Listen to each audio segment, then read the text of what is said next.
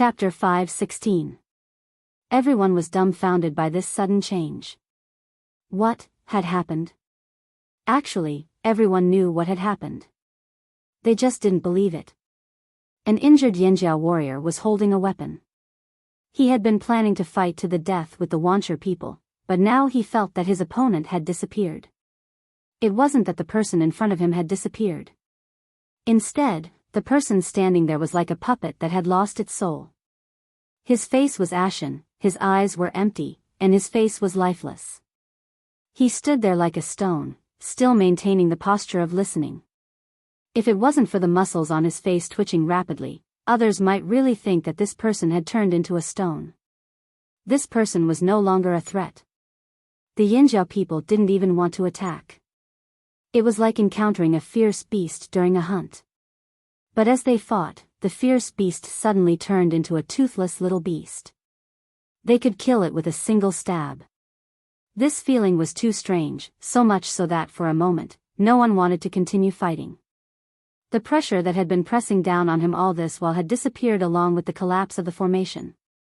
They could no longer feel the rejection from the fire seed. The flaming horn tribesmen could no longer feel any resistance from the fire seed. The torrent-like obstruction dissipated with the wind. All of this had happened too suddenly. Such a drastic change had sent them from heaven to hell in an instant. It was so fast that no one was prepared for it. What happened? Duo Kong swallowed and looked at the other Yanjiao warriors beside him. In his past life, he was used to living without a primitive fire seed. Hence, he wasn't as sensitive to it as the people of the old haunt. After sensing the changes around him, he had a guess. But he didn't dare to say it out loud. It was too hard to believe. I think Wuxia's fire seed is gone. Tao Zheng asked tentatively. He couldn't believe it either. Gone just like that? That was a primitive fire seed.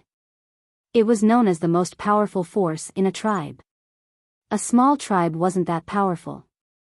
But Wuxia was a large tribe. Their fire seed could suppress everyone so much. It was obvious how powerful it was. The power of fire seeds was also divided into strong and weak. In fact, after sensing the power of the myriad stone fire seed, the leaders decided to ignore the myriad stone fire seed for the time being and wipe out the myriad stone fire seed first. After that, they would mobilize the entire team to target the myriad stone fire seed. Otherwise, they would seek help from the shaman after this battle. They were all prepared to fight for a long time. Who would have thought that something like this would happen? Under the power of such a powerful Wuxia fire seed, there was actually someone who could destroy it? At this time, everyone was thinking, who destroyed it? On the side of the Wuxia tribe, they were all like walking corpses. This sudden huge blow completely destroyed their psychological defense line. They didn't want to believe the possibility in their hearts, but the totemic power in their bodies was disappearing. This change was very obvious. The disappearance of power was accompanied by endless exhaustion. The weapons in their hands became heavier and heavier, and their legs seemed to be tied to boulders. It was difficult to move. The soreness in his muscles and the pain from the wounds all over his body became clearer and clearer. The totem tattoos on his body were fading and disappearing. Like firewood that had burned to the end, the flames would die out and the wood would turn to ashes. Turning their necks mechanically, they looked in the direction of the fire pit. Without the gray flames blocking their vision under the clear sky, they could see clearly. Over at the fire pit, there was no fire seed flame. The power that had been protecting them had disappeared without a trace. They knew all too well what this meant. After all, they had wiped out other tribes and seen the fate of those tribes after their fire seeds were destroyed. Thinking of the tribes they had wiped out, the wanderers who lived miserable lives, and the slaves who were at the mercy of others, they had always understood the cruelty of this world. The strong preyed on the weak. But in the past, they had stood in the position of the butcher.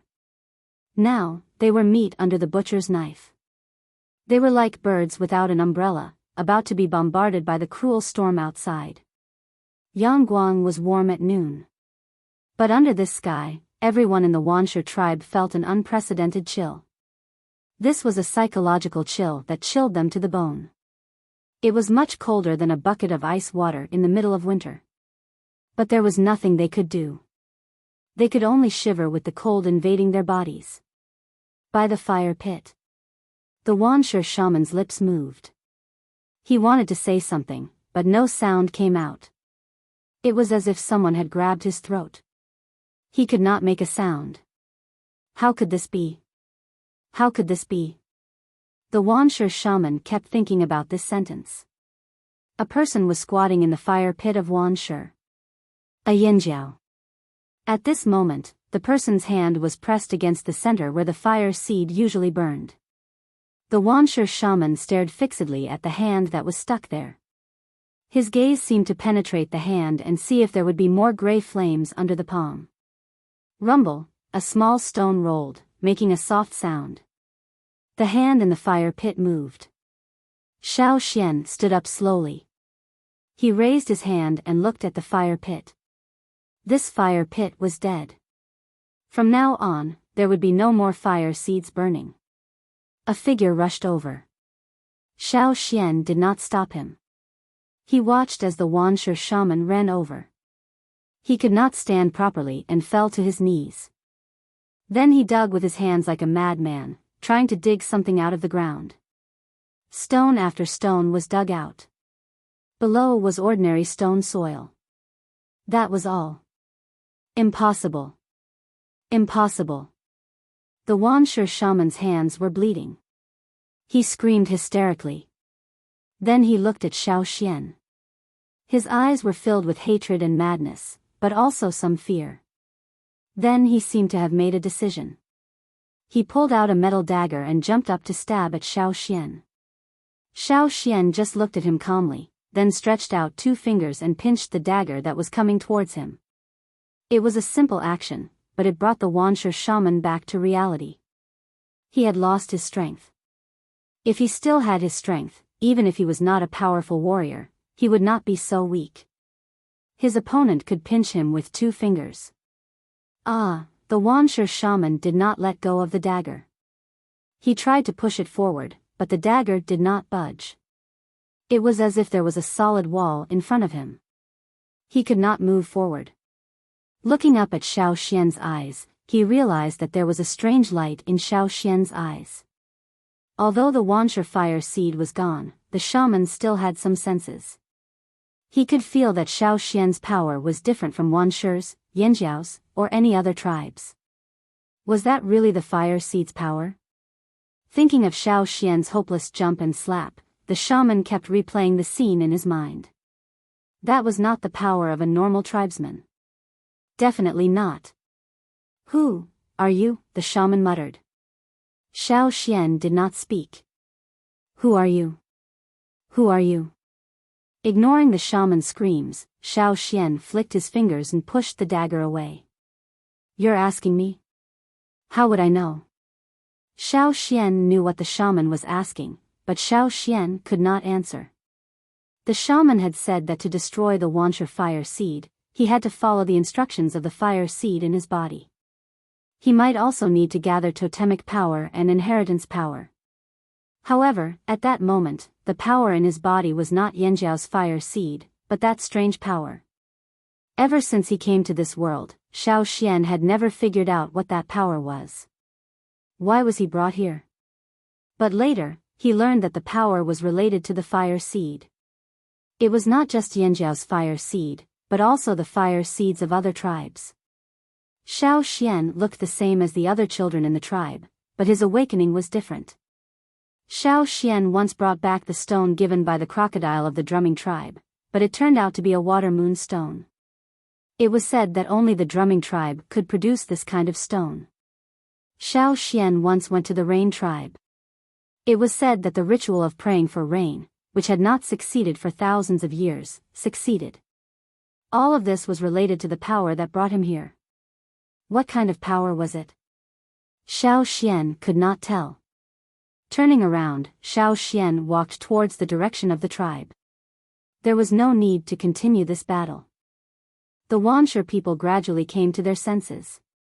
They had lost all their will to fight. When the Yinjiao team took a step forward, they retreated far away.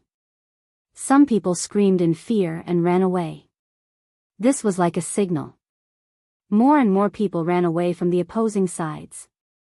Although the slave masters were shocked that Wanchur had been defeated much faster than they had expected, they were still satisfied with the current situation and the fate of the Wanchur tribesmen. They wanted to recruit the tribe warriors who had lost their fire seeds. Because they once had power, after losing it, they would definitely want to regain it. This was the best chance for the slave masters to intervene. Recruit. The slave masters who had shrunk away were like beasts that smelled meat. They all stretched out their claws. The flaming horns realized something was wrong. If the slave masters weren't here, they would be fine. After destroying the Wanchur fire seed, they had no interest in slaughtering the weak. However, with the slave masters here, it meant that the Wanchur people could regain their power and seek revenge. How could this be? Kill them. Kill them. Don't let them escape with the slave masters. Kill both the slave and the slave master. Zheng Luo shouted. Although the slave masters here were not strong enough, he still had to be careful.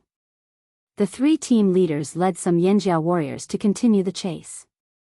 The two chiefs led the rest to clean up the battlefield, treat the injured, and count the dead. When Xiao Xian returned, he saw Caesar lying on the ground, curled up and licking its wounds. During the attack, Caesar and the others were mainly blocking the Wanchur beasts. That was why they were not with Xiao Xian. There were many bite wounds on its body from sharp teeth. It was covered in blood and there was a bloody hole on its back. It looked like someone had stabbed it with a spear. Hearing Xiao Xian's footsteps, Caesar's ears twitched. It stopped licking its wounds and turned to look at Xiao Xian. Xiao Xian's footsteps froze. One of Caesar's eyes was gone. Chapter 5:17. Some warriors ran over to treat Caesar's wounds. They belonged to the logistics category. During the attack, they were at the back of the team, but now they were running around to apply medicine to the wounded. Caesar knew the warrior and knew that he was one of them, so he didn't reject him and let him apply medicine to his wounds. There were many corpses of Wanchur beasts on the ground, most of which were incomplete. The bite marks were very obvious, and some were even directly bitten off. The ground was covered with blood. The half-dried blood was sticky, and people walked on it, making a clattering sound. The pungent smell of blood was everywhere. Xiao Xian's tension gradually subsided, but the feeling of exhaustion became more and more obvious.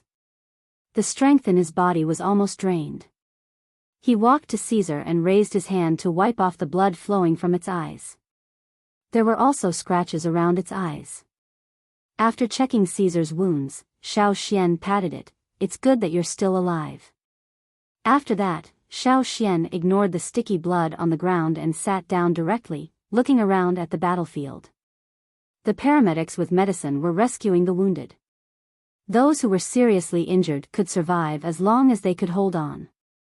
The tribe's totem warriors were very resilient. No matter whether their bodies were damaged or not, at least they were still alive. Not far away, the forest Rakos was lying on the ground with its belly facing the sky. Its feet had been tied with layers of grass and animal skins. Its feet should be injured, but no one knew how serious it was.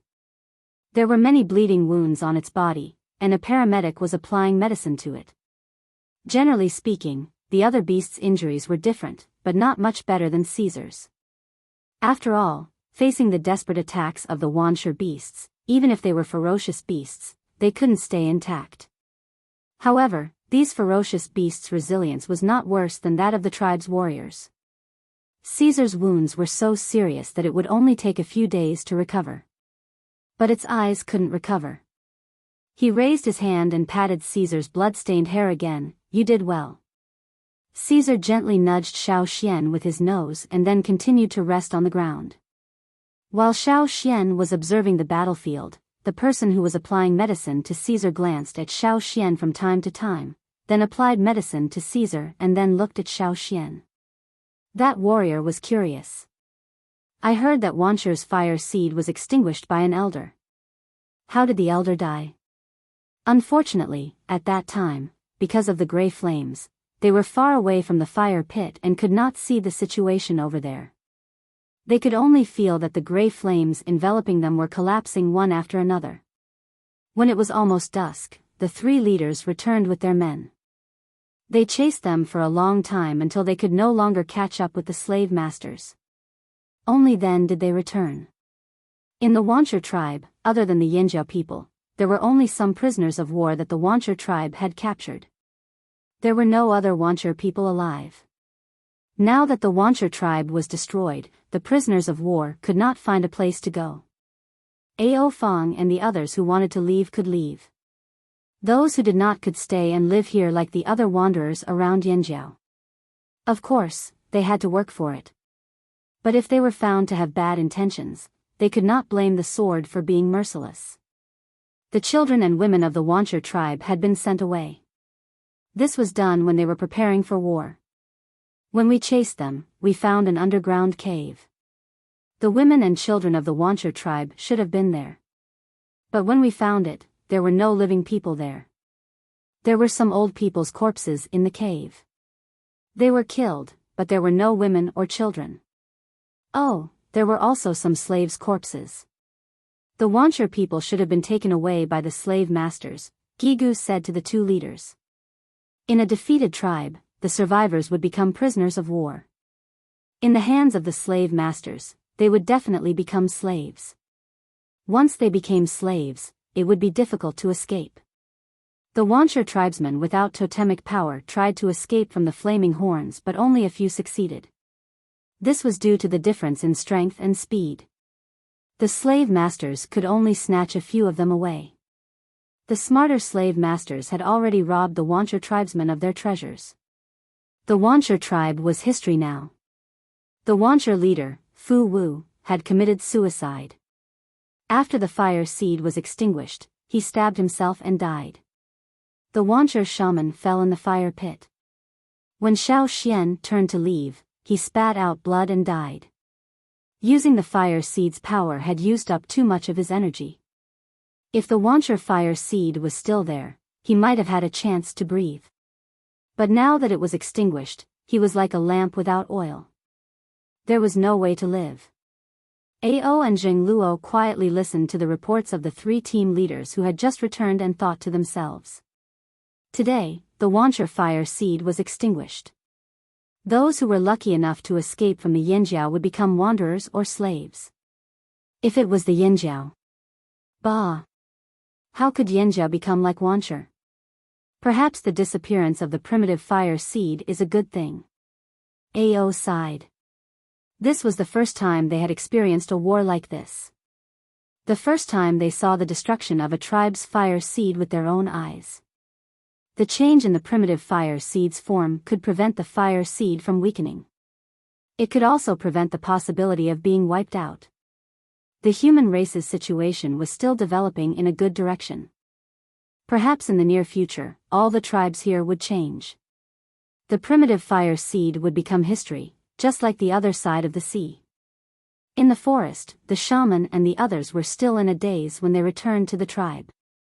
They still felt unreal. How long had it been? They were all prepared to sleep outside in the cave for a few days. But they had only gone yesterday and now they were back. Was it over? Not only the Yinjiao tribesmen, but the wanderers living in Yinjiao were also shocked. How could the arrogant Wancher tribe be gone? Many of them were still planning to run away if the situation went south, but they were told that the war was over. In a few days, they would be moving to Wancher's former territory to build houses and reclaim land. The Flaming Horns planned to plant crops there.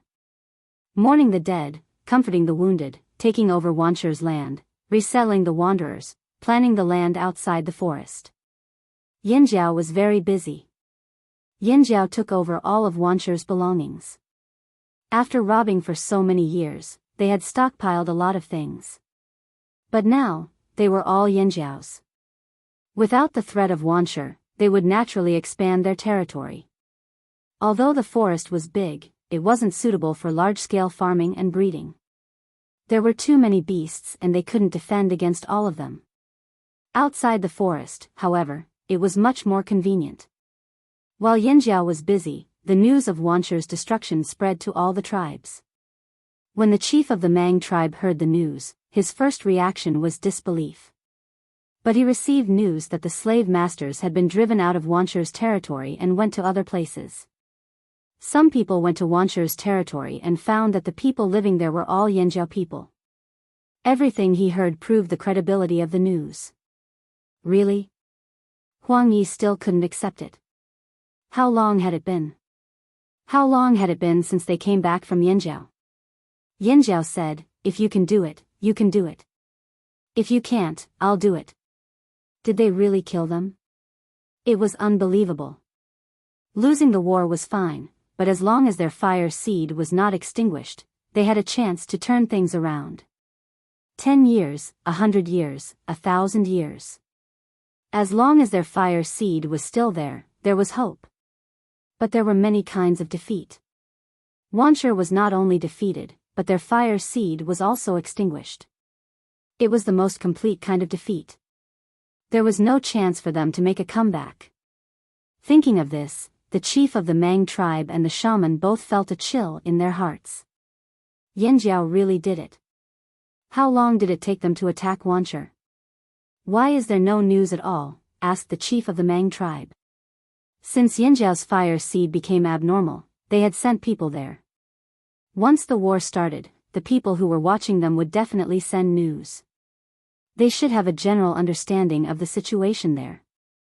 The person who reported the news said with a hoarse voice, half a day, what?" Not only the chief of the Mang tribe, but also the others present jumped up from their chairs and bamboo mats. Half a day?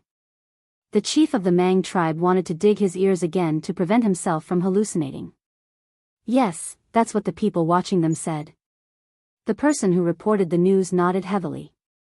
In half a day, the Wanchu tribe that had been thriving for hundreds of years was gone. The chief of the Mang tribe was sweating. After thinking for a while, he said to Huang Yi, "Go to Yanjiao again and see if the news is true in Yanjiao." Huang Yi, who had just returned from Yanjiao, felt very conflicted. Should he go again? In addition to the Mang tribe, several other tribes, even those on the grassland, had received the news. Since Yanjiao's fire seed became abnormal, it attracted the attention of many people. Naturally, the news of Wanchu's destruction was also known through some channels. Therefore, when Huang Yi packed his things and went to the Yanjiao tribe again, he met Gu Ji and Xiu Gu, who were also conflicted. Thinking of the last time they brought people to the Yanjiao tribe, the three of them could only sigh. They were conflicted. Chapter 518. After the war ended unexpectedly, the Yanjiao tribe was busy every day. The fearsome beast forest was in the direction of the Wanchu tribe. People came and went every day, and the sound of trees being chopped or hammered could often be heard. Because the Yanjiao tribe wanted to take over the Wanchu tribe's territory, they planned to open up a path to transport supplies from the tribe in the forest to the Wanchu tribe. In the past, it wasn't difficult to walk in the forest, but it was more troublesome to open up a path. The dangerous plants and beasts in the forest were exterminated, and the trees were cut down according to the planned route. The cut-down trees were transported to the side to build houses for the people. The uneven places on the ground had to be smoothed out, otherwise, it would not be good to pull the cart in the future. Therefore, when people walked past here, they often saw bare-chested Yanjiao warriors hammering the ground with large stone hammers. The ground shook with the thuds. Hurry up and pull it out, or I won't be able to hammer it. A warrior with a large stone hammer yelled at his companion, wiping his sweat. In the place he pointed, there were trees that had been chopped down. The roots were still there. If they wanted to make the ground firm, they couldn't leave the wood behind. Wait, there's a big rock underground. I'll dig it out first, then you hammer it. Seeing this, the warrior who was hammering the ground put the stone hammer aside and sat on the grass to rest. He looked back at the result of his hard work over the past few days. A smooth dirt road stretched from the tribe's position to here. There was no longer the dangerous atmosphere of the forest. He couldn't help but feel proud. Thinking of something, he couldn't help but ask his companions, "Hey, I heard that the chief wants to trade for some cart-pulling beasts from the Lu tribe. Do you think horses or cows are better?" Horses. Horses can pull carts, ride them, and run fast. Cows. What's so good about horses? Cows can pull carts and run fast, and I heard they can pull plows too. And cows have horns, they look more powerful. Cows and horses are the same, but the Lu tribe's bird eggs are better, a warrior said. TSK, the eggs of the Lu tribe are bigger than the eggs of the other tribes. Let me tell you, when we were on the other side of the sea, our tribe raised ducks. They were brought back by Great Elder Xiao Xian. They also had duck eggs, which could detoxify poison. It's a pity that the duck didn't come with us. Speaking of the Great Elder, he came out of the same cave as me.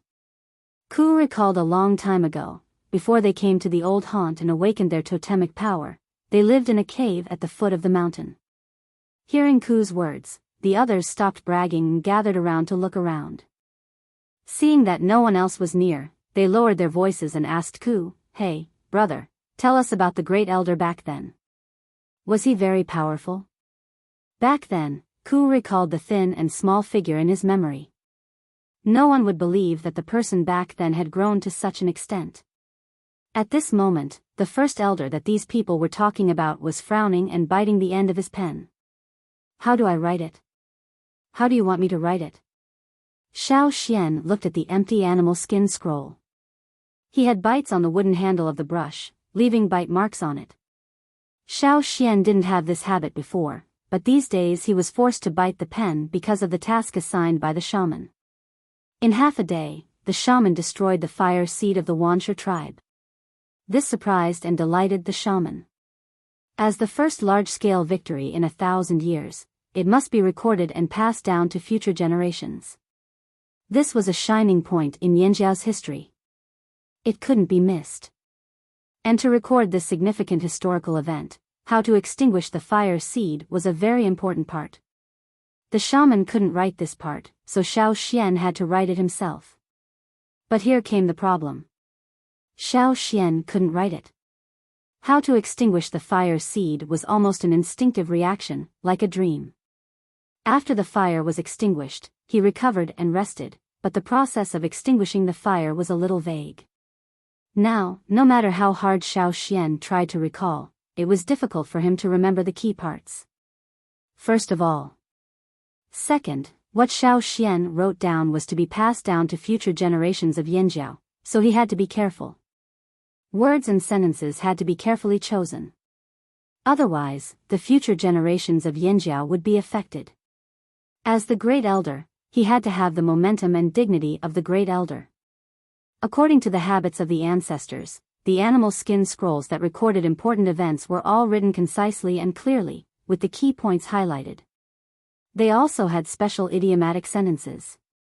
In their eyes, this was the most solemn way of writing, so Xiao Xian had to learn from them.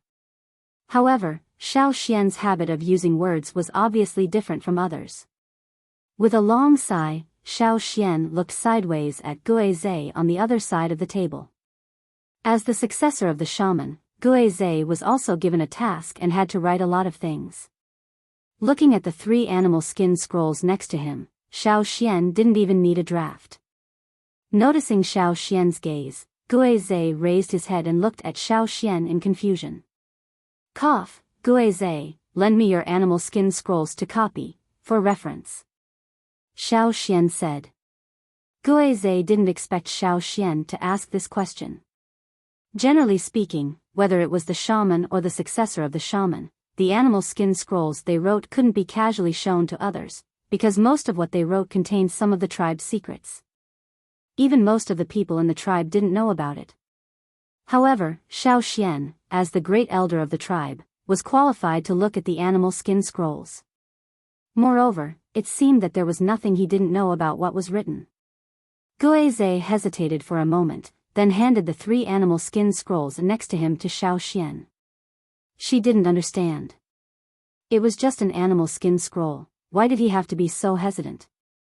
Xiao Xian used Guizai's words as a reference and made a draft. He couldn't remember the specific situation when the fire seed was extinguished, so he could only leave the words, follow instinct, and follow the instructions of the fire seed.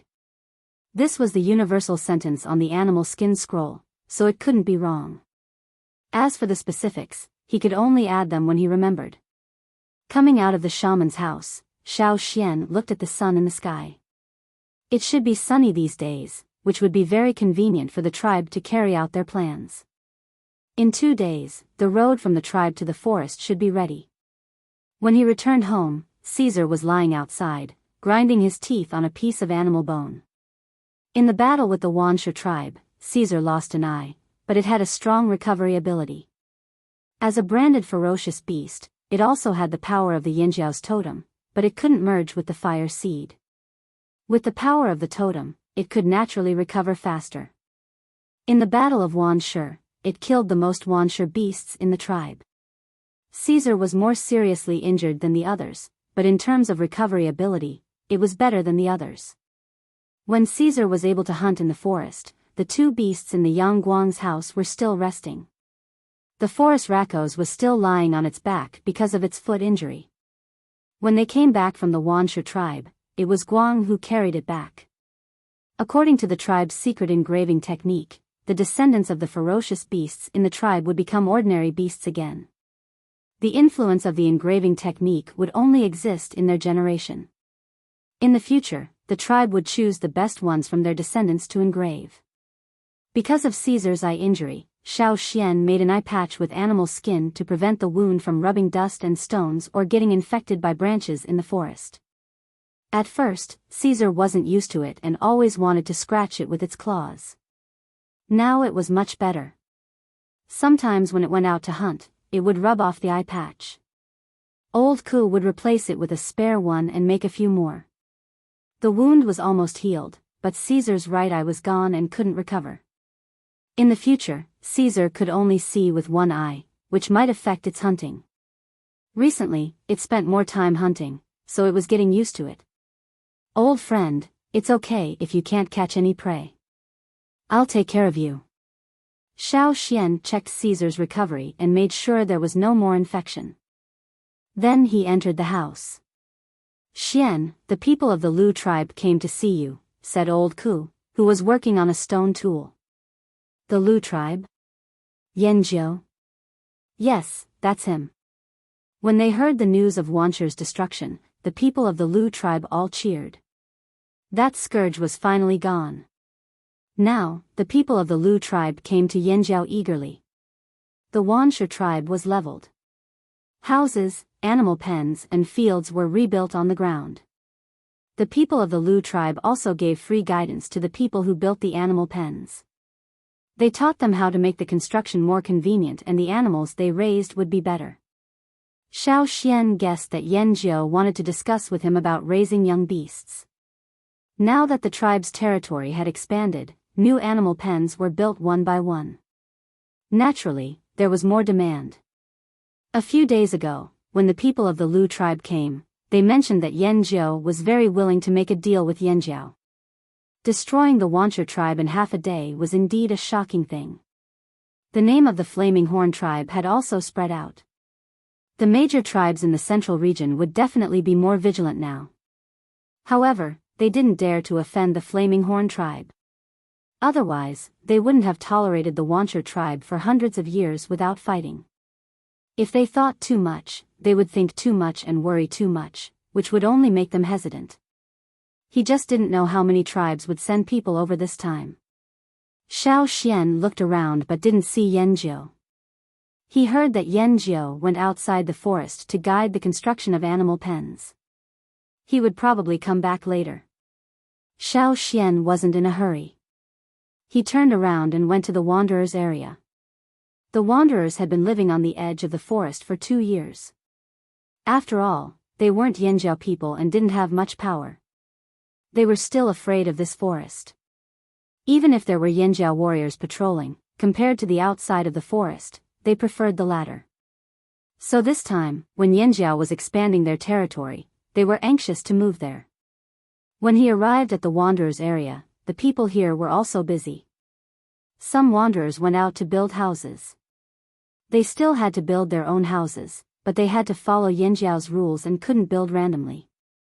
Most of the people who were still here were injured or young children. There were children running outside.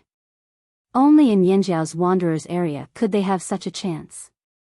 If they were in the wanderers' area near other tribes, the young children wouldn't even dare to go out of their houses. Knowing that the wanderers' area was busy these days, the chief also sent people to keep an eye on them to prevent trouble. When Xiao Xian arrived, a group of Yanjiao warriors were talking and laughing together.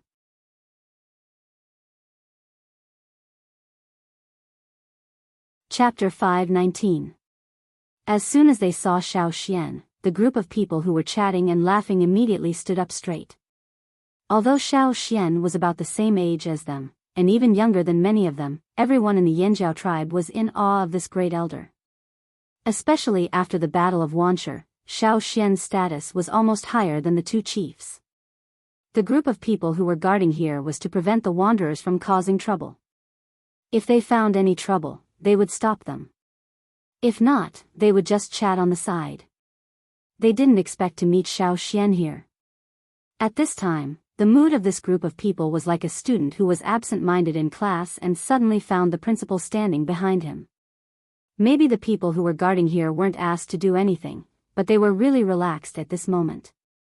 So, when they saw Xiao Xian, they looked away guiltily, and then quickly glanced at Xiao Xian from time to see if the great elder was angry.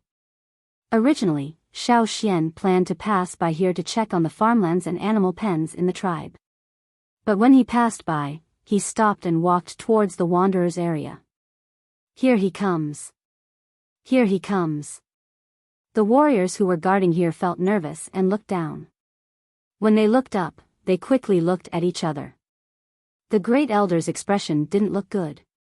What should they do? Would they be scolded? Hearing Xiao Xian's footsteps approaching, their hearts beat fast. When Xiao Xian finally stopped in front of them, they had to look up and smile. Great elder. You've been guarding here all this time? Xiao Xian asked. Yes, we've been here all this time. We've been guarding here since dawn this morning. Nothing happened in the wanderers' area, the leader replied. What about before? Was it also you? Xiao Xian asked again. Yes, we and another group took turns guarding here. But we weren't here at night. There were other patrols. The leader said. He was secretly anxious. Did the great elder find something wrong? However, they had been guarding this place the entire time and hadn't noticed anything out of the ordinary. Xiao Xian didn't ask any more questions. Instead, he walked towards a house not far away. The team members who stayed behind looked at each other. Then, the leader made the decision to follow Xiao Xian. If Xiao Xian noticed anything unusual, they could make up for it. Xiao Xian walked towards a very ordinary wooden house. Looking at its appearance and materials, it was indeed a very ordinary house in the wanderers' area. However, this house was quite far away from the other houses. In this area, there was only this house, as if it was isolated. There was a layer of dust on the stone at the entrance, and where the stone was sunken, the dirt had formed a clump on the stone.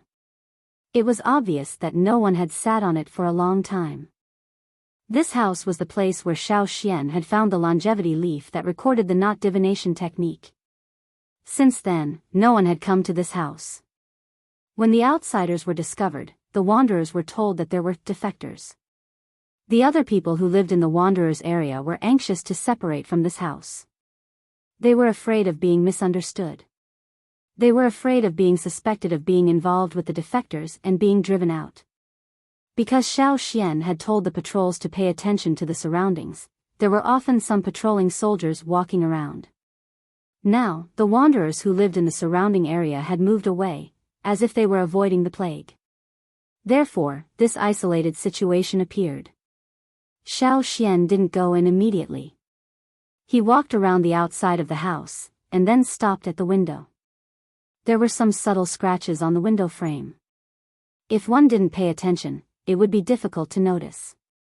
The scratches looked relatively fresh, and it didn't look like they had been there for a year or two. Although there was a layer of dust on the window frame, if one looked carefully, they would find that the dust there was thinner than other places, as if someone had gently blown it. "Has anyone gone in here recently?" Xiao Xian asked. "No, at least when we were here, we didn't see anyone go in," the leader hurriedly said. Because they knew that this place was the focus of attention, if they were guarding here, they would definitely pay more attention. They wouldn't go in easily, and they wouldn't make this kind of mistake. "Why don't I ask the people from the other team?" the leader asked. "Not now." Xiao Xian opened the door and walked into the house, but the following team didn't dare to go in easily. They knew that something must have happened in this house, and they wouldn't step in without permission. The situation in the house was similar to Xiao Xian's impression. The wooden table that was broken by Gigu in anger had already been cleaned up. The wooden house of about 20 square meters was empty. However, at the place where Xiao Xian dug out the longevity leaf, there were traces that the soil had been moved. Although the other party was very careful, it was still moved. There was a difference in the color of the soil. If it had been a while, it might not be obvious, but now, the traces were still relatively fresh. Someone should have been here within the past 3 days. "Someone has been here," Xiao Xian said as he suddenly looked in a direction, and quickly walked out of the house. Seeing Xiao Xian's expression, the team guarding the Wanderer area knew that things had changed. They were about to follow, but Xiao Xian stopped again. They ran fast. Xiao Xian stared in a direction. He had just sensed an aura that didn't belong to the Yinjiao tribesmen. Since the Battle of Wanshi, his perception of the fire seed had become sharper. In addition, the other party should have been moving. If that person had been approaching here, Xiao Xian would have sensed it. However, the other party was too cautious. He seemed to have noticed Xiao Xian's gaze and decisively left quickly. Hearing Xiao Xian's words, the faces of the guards changed. "Grand Elder, you mean, there's an outsider?" This outsider was naturally not a wanderer, but someone from another tribe who had snuck in. "Yes. You guys should pay more attention these few days. Try to use the power of the fire seed to sense the intruder," Xiao Xian said. The fire seed had already merged with everyone's body. If they used the power of the fire seed to sense the intruder, even if they couldn't immediately detect it, they would at least be able to sense it when the intruder was right in front of them. The benefit of merging with the fire seed was that the fire seed's sensing ability was strengthened. If the Yinjiao tribesmen only had a vague sense of their tribe's bloodline in the past, now it was very clear. This was also the difference between the Yinjiao tribesmen and the other tribes. Outsiders didn't know this. "Yes," the guards hurriedly promised. They didn't doubt Xiao Xian's words. If the Grand Elder said it was true, then it must be true. An outsider sneaking in was no joke. They couldn't afford to let their guard down. At the same time, they were annoyed that an outsider had appeared in the area they were guarding. Although it wasn't considered a dereliction of duty, they didn't realize that this threat was real. Xiao Xian asked them to inform the other patrolling guards to tighten the security. Then, he walked around the Wanderer area and didn't find anything, so he went to the tribe's fields. Not long after, Duo Kong and the other 2 team leaders came looking for him. When the patrolling guards in the tribe were informed that an outsider had sneaked in, they naturally knew about it. Who could it be? The few large tribes that haven't made any moves? Duo Kong asked. No, Gigu's face darkened. It could also be a bandit. He had already heard from the others that Xiao Xian had gone to that house. He knew what Xiao Xian was suspecting. What made him angry was that they still hadn't caught the intruder. Now, the intruder might have appeared again. I don't know if the intruder this time is from the same group as the 2 from before. Although the 2 of them had snuck in, they didn't have any killing intent. But if it was someone else this time, I can't be sure what they would do. Xiao Xian was also on guard. Also, the intruder is very cautious and escapes quickly. It'll be hard to catch him. No matter what, strengthen the patrolling guards. To guard against a bandit, we can't just look at their appearance. They have too many tricks up their sleeves. We might not be able to recognize them just by looking at their appearance. We can only identify them from their roots. Strengthen the patrolling in the Wanderer district. Xiao Xian voiced his guess. They can't be hiding in the houses of other warriors in the tribe. Otherwise, they would have been discovered long ago. They can only be hiding in the Wanderer district or outside the tribe. The 3 team leaders nodded.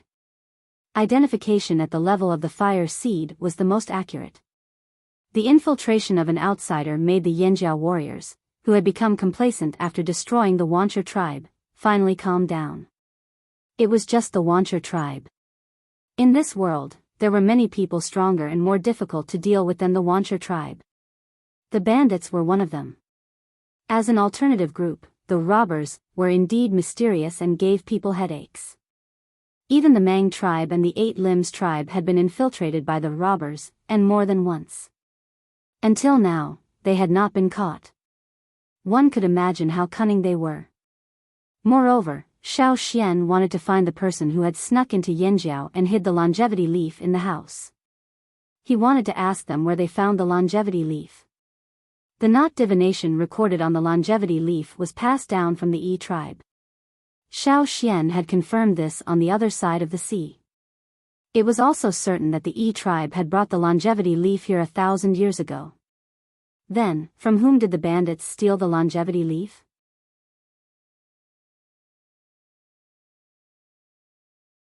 Chapter 520. Because of the infiltrators, Yanjiao became nervous again. They were not as excited as they were after the Battle of Wuxia. They were famous for destroying Wuxia, but they also attracted a lot of attention. They could not afford to let their guard down. The road is done.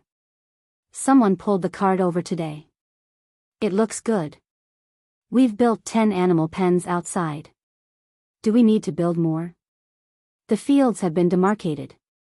We'll distribute some to the wanderers according to the original plan. The rest is ours. In one of the stone houses in the Flaming Horn tribe, the 2 shamans, 2 chiefs, 3 team leaders and many other team leaders were gathered for a discussion. They were discussing their recent progress. Of course, Grand Elder Xiao Xian could not be absent. As they talked, Ao noticed that Xiao Xian was distracted. He coughed. Xian, what do you think of what we talked about just now? Let's continue with the original plan. Although we can't plant much this year, we still need to do some work to make the land fatter. I've already told them what to do. I'll go check it out in 2 days. There's no need to expand the animal pens. Let's wait for the Lu tribe to send their cubs over. We'll take it one step at a time. If we raise too many suddenly, we might not be able to handle it, Xiao Xian said. Xiao Xian seemed to be distracted. He didn't expect him to listen to so much. Ao nodded, then we'll do as you say. As for the metal wares, I've discussed it with Zheng Luo. When all the wanderers move away, we'll build a bigger casting room. Xiao Xian had no objections. After knowing the secret of the core seed, the tribesmen were very concerned about smelting and casting. Maybe it was because they heard about the slave masters on the other side of the sea, or maybe it was because they saw the potential of metal wares. They spent a lot of effort on this. By the way, during this time, other than the Lu tribe, did any other tribes come? Xiao Xian asked. Never heard of them. I don't think so. Nope. The others replied. But there are suspicious people walking around. Maybe they're from the big tribes in the central region. Duo Kong saw it when he went outside to supervise the work today, but the other party was far away. When he moved, the other party ran away. What, are you waiting for them to come? Asked Zheng Luo. Xiao Xian shook his head. I just think that at this time, they should have come here to investigate.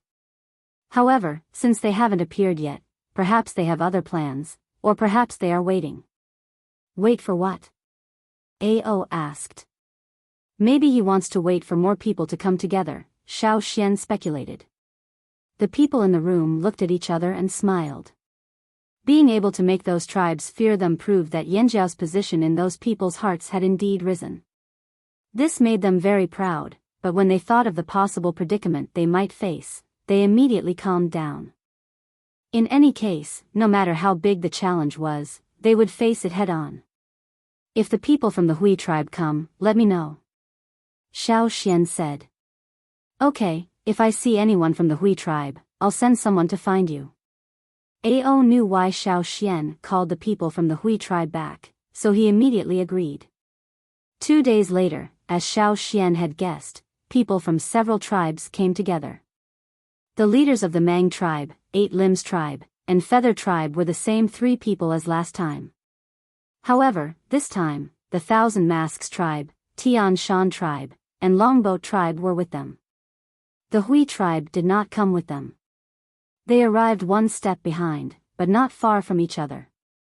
In a place like this where information did not travel quickly, they must have some special means of communication to be able to gather together. When the 7 tribes arrived, Xiao Xian was in the forging room with a few blacksmiths, thinking about how to improve the bronze wares.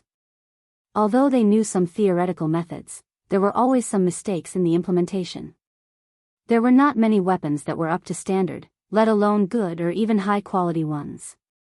They did not even see a shadow of those. They're already here? Xiao Xian put down the bronze axe in his hand and went out with the warrior who came to inform him. Yes, the shaman and the chief are with them now, but the shaman said you're busy, so you don't have to go if you don't want to. The warrior who brought the message briefly explained to Xiao Xian. How many people from the Hui tribe came? How did they come? Xiao Xian asked. The warrior thought for a moment and said, about 10.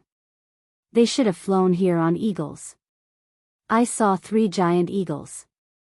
They were big enough, one of them was even bigger than a cha-cha.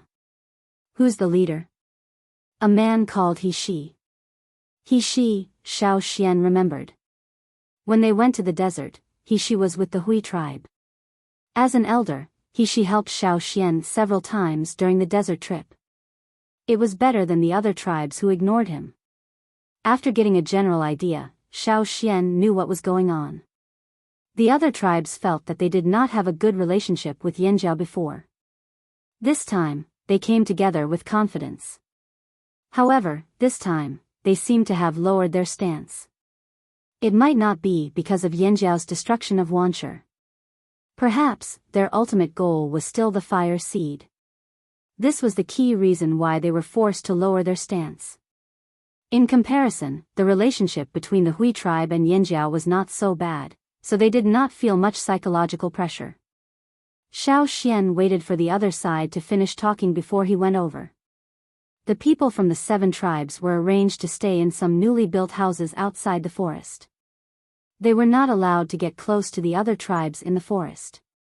Xiao Xian asked someone to take him to the resting place of the Hui tribe. When he arrived, he saw a giant eagle pecking its feathers outside the house. Looking at its size, it was indeed bigger than Cha-Cha.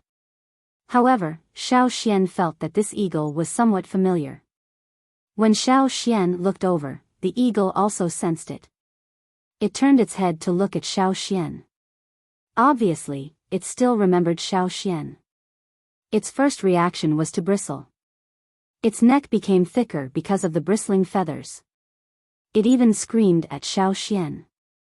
Oh, it's you, loser, Xiao Xian said lightly.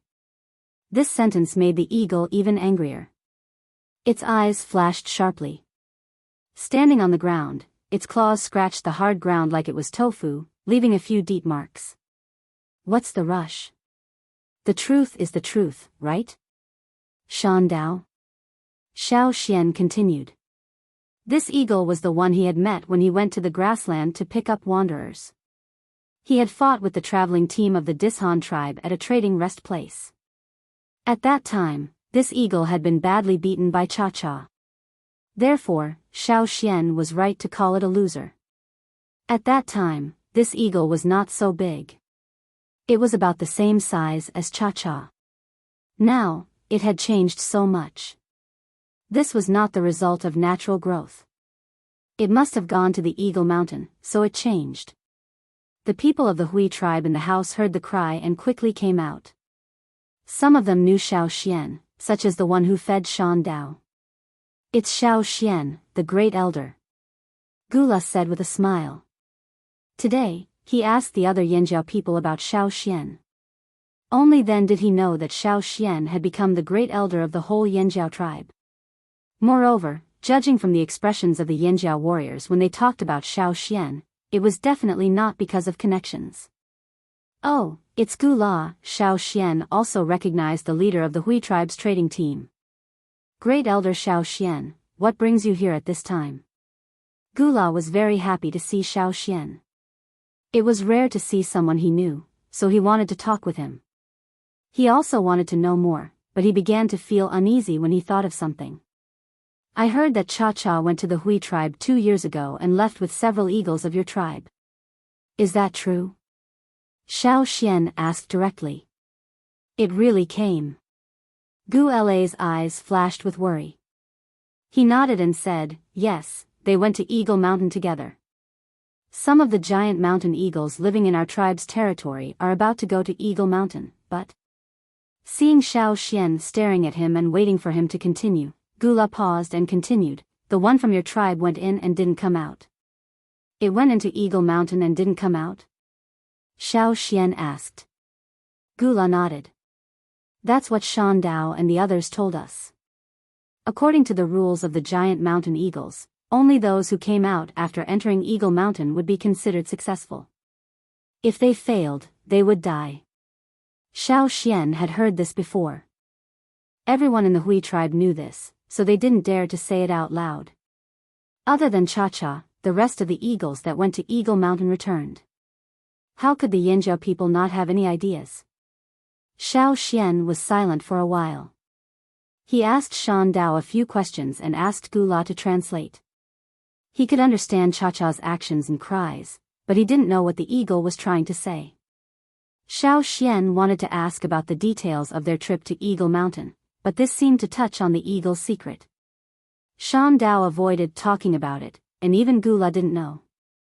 So, as long as it was about how to get to Eagle Mountain, or what happened on the way, the eagle wouldn't tell them.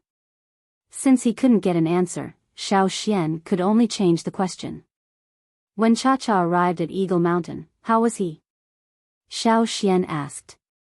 Very good. Gula replied. So good that he could throw stones at other eagles. Was he injured? Injured, but not seriously. The others were all injured. Did he rush into Eagle Mountain by himself? Yes. After asking some questions, Xiao Xian didn't understand. How long had it been since the last time he went to Eagle Mountain? Why would he go there again? Some adult eagles might not go there again for 20 or 30 years. Even if he went there frequently, it might not be effective. Plus, he would have to take greater risks. What was Cha-Cha trying to do? Did he want to kill himself in Eagle Mountain? That couldn't be. That guy wasn't a suicidal eagle. Xiao Xian couldn't figure out why Cha-Cha would go to Eagle Mountain. He couldn't go there directly to find him. He only knew the road that led to Eagle Mountain. After coming here, he didn't know which other road led to Eagle Mountain.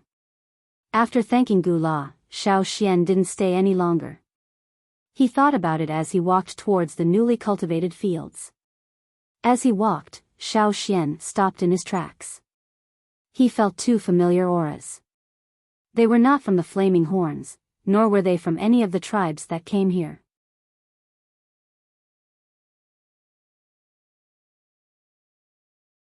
Chapter 521.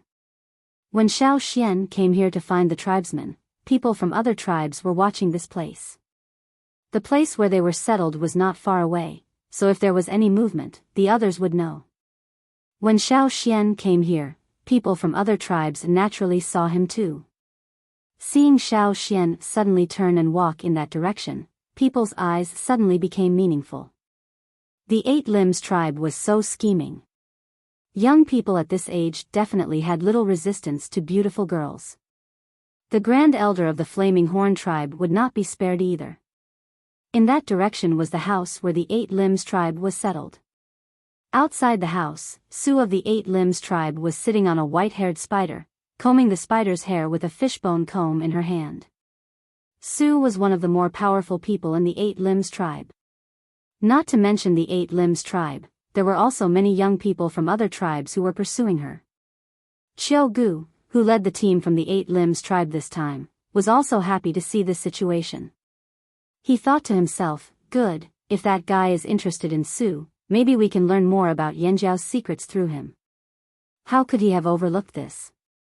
Seeing Xiao Xian come over, Sue's hand movements paused, her fingers holding the fishbone comb tightened, and her lowered eyes slowly looked up. Before she could say anything, Xiao Xian ran past her like a gust of wind. Sue. She carelessly combed a large tuft of white hair from the spider's body. The people who had been watching the situation here were also confused.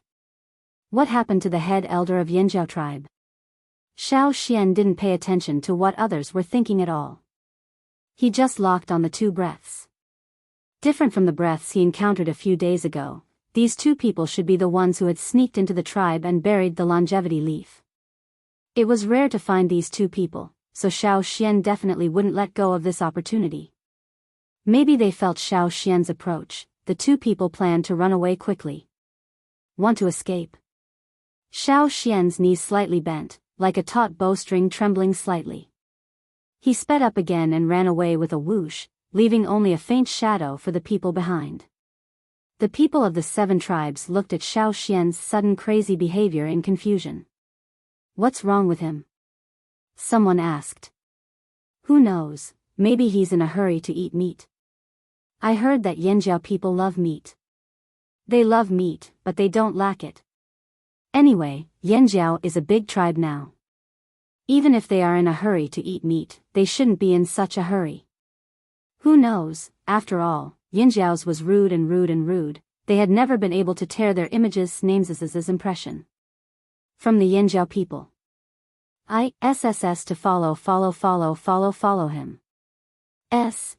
Someone sighed with emotions, They were just discussing whether they could follow a person with a slightly higher status in the Flaming Horns tribe. Maybe they could find out some secrets. But after seeing the scene in front of them, they were deeply suspicious. Although they didn't understand why Xiao Xian was doing this, they couldn't help but be curious. Xiao Xian was running in the direction of the Yanjiao tribe, and it looked more like he was chasing after someone. The people who had been hiding in their houses to discuss countermeasures all ran out. Because this was still Yanjiao territory, they couldn't move freely. They could only jump onto the roof to see further. There's someone running in front. Someone on the roof exclaimed.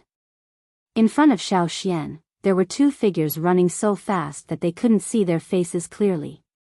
It seemed that Xiao Xian's target was those 2. Yanjiao's patrol team is following him. Something must have happened. Besides us, who else has snuck in? Without much hesitation, the Feather, Tian Shan, and Hui tribesmen hurriedly called out to their own tribe's birds. Of course, the roof couldn't be compared to the sky.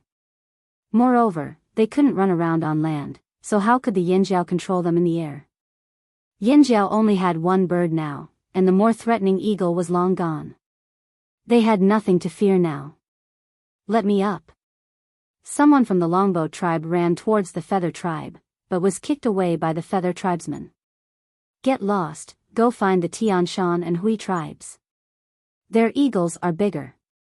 The Feather tribe's birds were mostly small, so they could only carry a limited number of people. In terms of air power, the 2 tribes on the grasslands had the advantage. Unfortunately, they wouldn't let anyone from other tribes stand on their backs. Several birds took off almost at the same time, chasing after Xiao Xian. When Xiao Xian chased after the 2 figures, the Yanjiao patrol team naturally noticed something was wrong. Moreover, the 2 people who snuck in hid well and were far away from the Yanjiao warriors, so the patrol team didn't notice them. But once they started running, their totemic power soared, and the fire seed's aura became stronger. They obviously weren't from their own tribe, nor were they from the 7 tribes that came today. They must be the targets they were guarding against these days. Chase! The patrol team held their breath and ran after them. However, not everyone had Xiao Xian's speed. The patrol team had only just reached the edge of the tribe, but they were already far behind the 3 people in front of them, and the distance was still increasing. Even if they were left far behind, they had to keep following. Maybe they could help when the time came. Moreover, the tribe rewarded rewards based on merit. How could they give up such a good opportunity to earn merit? In the patrol team, a few Yanjiao warriors who weren't good at speed stopped. They couldn't keep up with the rest of the team, and if they stayed, they would only be a burden. They could only turn around to inform the leaders of the tribe, and at the same time, guard against other people who might have snuck in. On the ground, Xiao Xian locked onto the 2 people and kept chasing after them. His legs were so fast that they couldn't be seen. His whole body left a faint, fleeting shadow on the grassland. Run? You can run once, but I won't let you run a second time. If I don't catch you today, I'm not the great elder. Xiao Xian sped up again, and the air whizzed past, leaving a whistling sound. His 2 arms kept swinging and cutting the air, making whooshing sounds. At this time, Xiao Xian was like a speeding train, whizzing past on the ground. The patrol team behind could no longer see their great elder's figure. They could only vaguely judge the direction from the fire seed's aura. Keep chasing. The leader of the patrol team gritted his teeth and said. They had already chased so far away from the tribe, it wasn't good to turn back. The people of the Feather tribe, Tianshan tribe, and Hui tribe in the air were also dumbfounded. They knew that Xiao Xian ran fast, but they didn't expect him to be this fast. They almost couldn't keep up. Not to mention the Yanjiao patrol team and the people in the air, even the 2 people running at the front were very surprised, and their mouths were bitter. How did this kid catch up to them? He didn't chase this fast before. No, that kid didn't have this kind of speed before. The people in the air, as well as the Yanjiao patrol team, were all ignored by these 2 people. The only thing they were afraid of was Xiao Xian. Xiao Xian's pursuit exceeded their expectations, and they had no choice but to take measures. Fortunately, Xiao Xian was only one person, and there were 2 of them. Needless to say, the 2 suddenly split up and ran in 2 different directions. As long as Xiao Xian paused and hesitated for a second or 2, they would be able to leave Xiao Xian further behind. That would be half the battle won. However, they didn't expect that Xiao Xian didn't stop at all. He didn't even slow down. He continued to chase after one of the figures and didn't care about the other one. Damn it! Why didn't that kid even stop? The person being stared at by Xiao Xian cursed in his heart. Unfortunately, this wasn't the time to be distracted. After chasing for so long, that kid showed no signs of slowing down. They didn't have the advantage in speed, and they might not win in terms of physical strength. They had to use other methods. The person running at the front quickly observed the terrain. They were already quite a distance away from the Yanjiao tribe, and far away from the territory once occupied by Wanshi. There were more trees around, and further ahead, there was a dense forest. Good. The person running at the front was secretly happy. He was also very good at hiding in the forest. Let's see if that kid can still find us after we hide in the forest. Xiao Xian also thought to himself, you think I can't find you if you hide in the forest?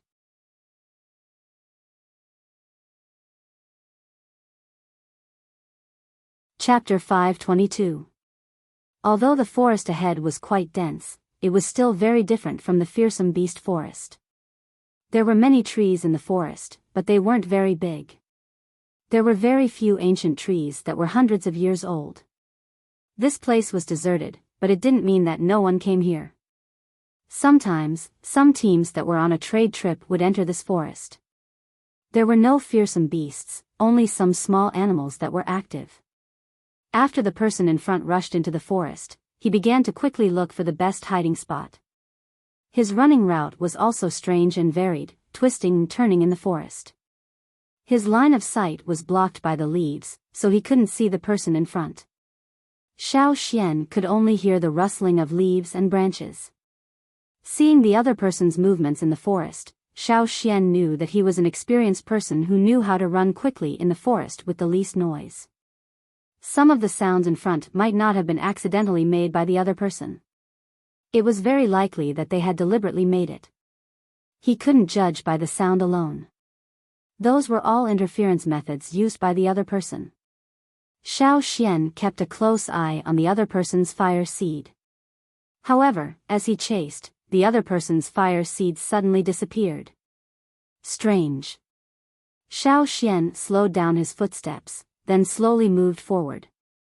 There were a few small animals hugging branches in the surrounding trees, looking curiously at Xiao Xian. They made a threatening sound, but Xiao Xian ignored it. There was a slope in front of him. Because of the dense weeds, Xiao Xian couldn't see the situation below the slope. He could only judge from the sound of running water that there was a small river below. In the middle of the slope, there was an animal skin coat that the other person had worn. Further down the slope, there were also the pants and shoes that the target had worn. Xiao Xian didn't go down to check. Instead, he stood at the top of the slope and looked around. There were a few thicker trees around. Perhaps because there weren't many people here, the trees were older than the trees in other places. The shrubbery wasn't very tall, so Xiao Xian could see the general situation of the surrounding ground. After scanning the bushes, Xiao Xian walked around the surrounding ancient trees. From time to time, he would look at the branches on the trees. Occasionally, he would stop and listen to the surrounding sounds to see if anyone was approaching. For a moment, the only sound that could be heard was Xiao Xian's footsteps on the ground and the rustling of branches. Not far away, a few birds were chirping, which made this place seem even more desolate. Xiao Xian walked back and forth a few times to check the surroundings before leaving. After Xiao Xian left, the surroundings became quiet again, with only the faint chirping of birds and insects. After a while, there was a slight movement on the tree near the slope, as if someone was gently scraping the bark of the tree. About 20 meters above the ground, at the intersection of two branches on the tree trunk, a pair of eyes suddenly opened, and the eyeballs even moved a bit. At first glance, one would think that the eyes grew on the tree. However, upon closer inspection, one would realize that the eyes weren't embedded in the tree, but belonged to someone else. The texture and wrinkles on the tree bark gradually receded, revealing human skin. With the sound of light breathing, a humanoid figure was revealed. This person was the target that Xiao Xian had been chasing. After looking around, the person nimbly slid down the tree and prepared to leave. However, after taking 2 steps, his scalp suddenly tightened. His sharp intuition told him that there was danger here. His eyelids twitched, and he suddenly had a bad feeling. Run! He stepped out and prepared to start his second round of running. However, before he could start running, his leg seemed to touch something. With a buzzing sound, the branches on the surrounding trees seemed to be suddenly cut off. The broken branches and leaves flew up, and the easily overlooked thin threads gathered in his direction. His leg was tightly bound. His ankle had been tied twice, and it was very tight, as if it was going to break his entire leg. He could feel that if he tried to break free, his leg might be crippled. He wanted to take out a knife to cut the thread, but he didn't have the time. Just as he was about to take out his knife, a few more threads tightened around his leg, and his entire leg was bound. Not far away, footsteps could be heard approaching at a steady pace. Hearing the footsteps, the person who was bound by the noose bowed his head, resigned to his fate. How did he fall for it? This kid is really cunning. Well, I won't run. The person raised his hand and looked at Xiao Xian, who was walking in front of him, and forced a smile. Xiao Xian returned a smile. His wrist moved, and the blade of his sword was next to the person's neck. If he moved a little more, he could cut the person's pulse. The coldness and murderous intent of the metal blade made the person tremble. Don't kill me. I really don't mean any harm. I'm just curious. I heard that you destroyed the Wuxia tribe, so I went to Yanjiao to have a look. Xiao Xian didn't talk nonsense with him. His sword didn't move at all, and he said, "Come out." The person raised his eyebrows slightly, but didn't speak. The surrounding forest was very quiet. There were no human voices, only the sounds of insects and birds in the forest. You don't want to come out? Then I'll collect his corpse. Xiao Xian was about to cut down. Wait. A woman's voice, of unknown age, came from behind the bushes. She looked very young, but gave Xiao Xian a sense of weather-beaten maturity. Her face was very ordinary, the kind that was easy to forget. She was dressed like a Yanjiao tribesman. The patterns on her animal skin clothes were all Yanjiao-style flame patterns, and the bone ornaments she wore were similar to those of the Yanjiao tribesmen. If you only looked at her appearance, she wouldn't stand out at all among the Yanjiao tribesmen. No wonder this person could sneak into the territory of the Yanjiao tribe. If there's something we can talk about, there's no need to kill. The woman was still calm. You haven't killed him yet, so I guess you want to learn more from us. That's right. Xiao Xian withdrew his sword, but he didn't retract the worm's silk that bound the person. The woman glanced at the person who was tied up and saw him shake his head. She knew that the thread that bound him wasn't ordinary and couldn't be easily broken. She had to think of another way. Xiao Xian pretended that he didn't see the exchange of glances between the two. He asked, "Who are you? Why did you come to the Yanjiao tribe? Don't tell me you sneaked in because you were curious. I don't believe that. If you continue to talk nonsense, I'll break your leg." Although Xiao Xian's tone was calm, the two of them knew that he wasn't joking. The sword that was placed on the person's neck just now was very real. If the woman didn't come out, the sword would have cut him down. Knowing that it wasn't easy to fool him, the person who was tied up thought for a while and said, "Robber 11. Robber 12. The woman who walked over said unwillingly. Seeing Xiao Xian frown and stare at them, Robber 11 said helplessly, "It's true, I'm not lying. I'm sure you've guessed that we're from the robber tribe. We're named according to our ranking." This was half true and half false. They were indeed named according to their ranking, but it was just a code name. They wouldn't say their real names so easily. Even the inner circle of the robber tribe didn't know what everyone was called. However, they wouldn't tell Xiao Xian about this. Xiao Xian didn't say anything. He just stared at the two of them and sized them up. The two of them felt a chill down their spines. Xiao Xian didn't suspect the origins of these two people. Although he looked calm on the surface, he was very surprised in his heart. He discovered something strange. In the past, he only felt that the fire seed of the robber tribe was special. Now, it seemed that the feeling wasn't wrong. The robber tribe was indeed different from the other tribes. Xiao Xian already knew that the robber tribe was a very special one. The members of this tribe were relatively independent and didn't live together like the other tribes. The mystery of this tribe was that until now, no one had been able to find out where this tribe was located. Many people hated them to the core and spent a lot of effort to find them. There were even many people who lost their precious items and shouted that they wanted to destroy the fire seed of the robber tribe so that the robber tribe had nowhere to steal. However, no one had ever succeeded. Of course, they couldn't succeed because the original fire seed of the robber tribe was probably long gone. Xiao Xian had always thought that Yanjiao was the first tribe to merge their fire seed. But now, it seemed that this wasn't the case. No wonder when he asked about the robber tribe in the past, everyone said that they were very mysterious. Their members were scattered and hard to understand. It was because they merged their fire seed that they didn't need to gather around the original fire seed. Their tribe structure had changed a long time ago. They went from gathering to being scattered, more like an organization. They did their own things on normal days and gathered together when something happened. It was no wonder that no one could find the main camp of the robber tribe. They didn't even have the original fire seed. Even if there was a fire pit, it was useless. What did you steal in Yanjiao? Xiao Xian asked. Nothing. We didn't even do anything and we were already discovered. Robber 11 shook his head. What he said was true. They were also depressed.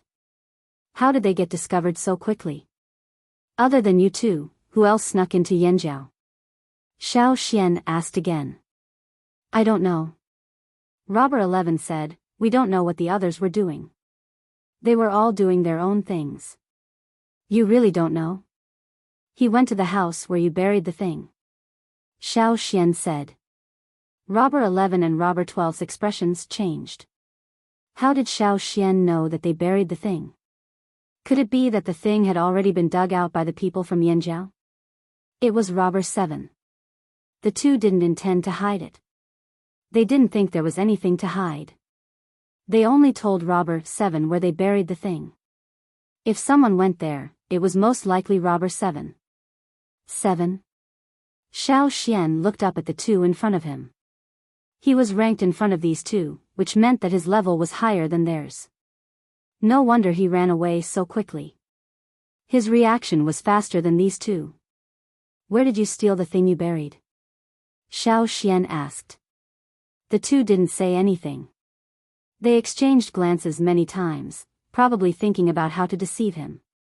If you answer honestly, I can let you go. Really? The two looked straight at Xiao Xian, trying to discern the truth from Xiao Xian's eyes. Really?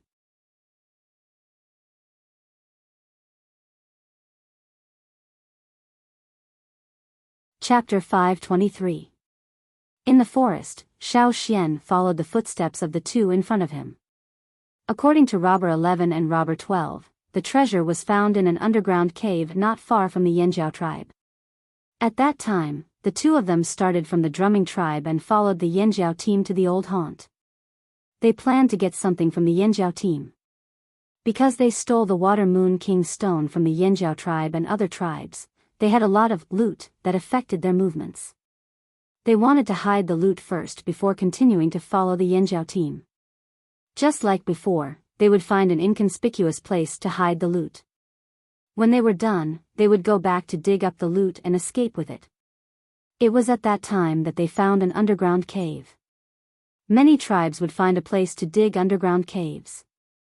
Some did it to hide food, some did it to prevent danger and build a place to hide.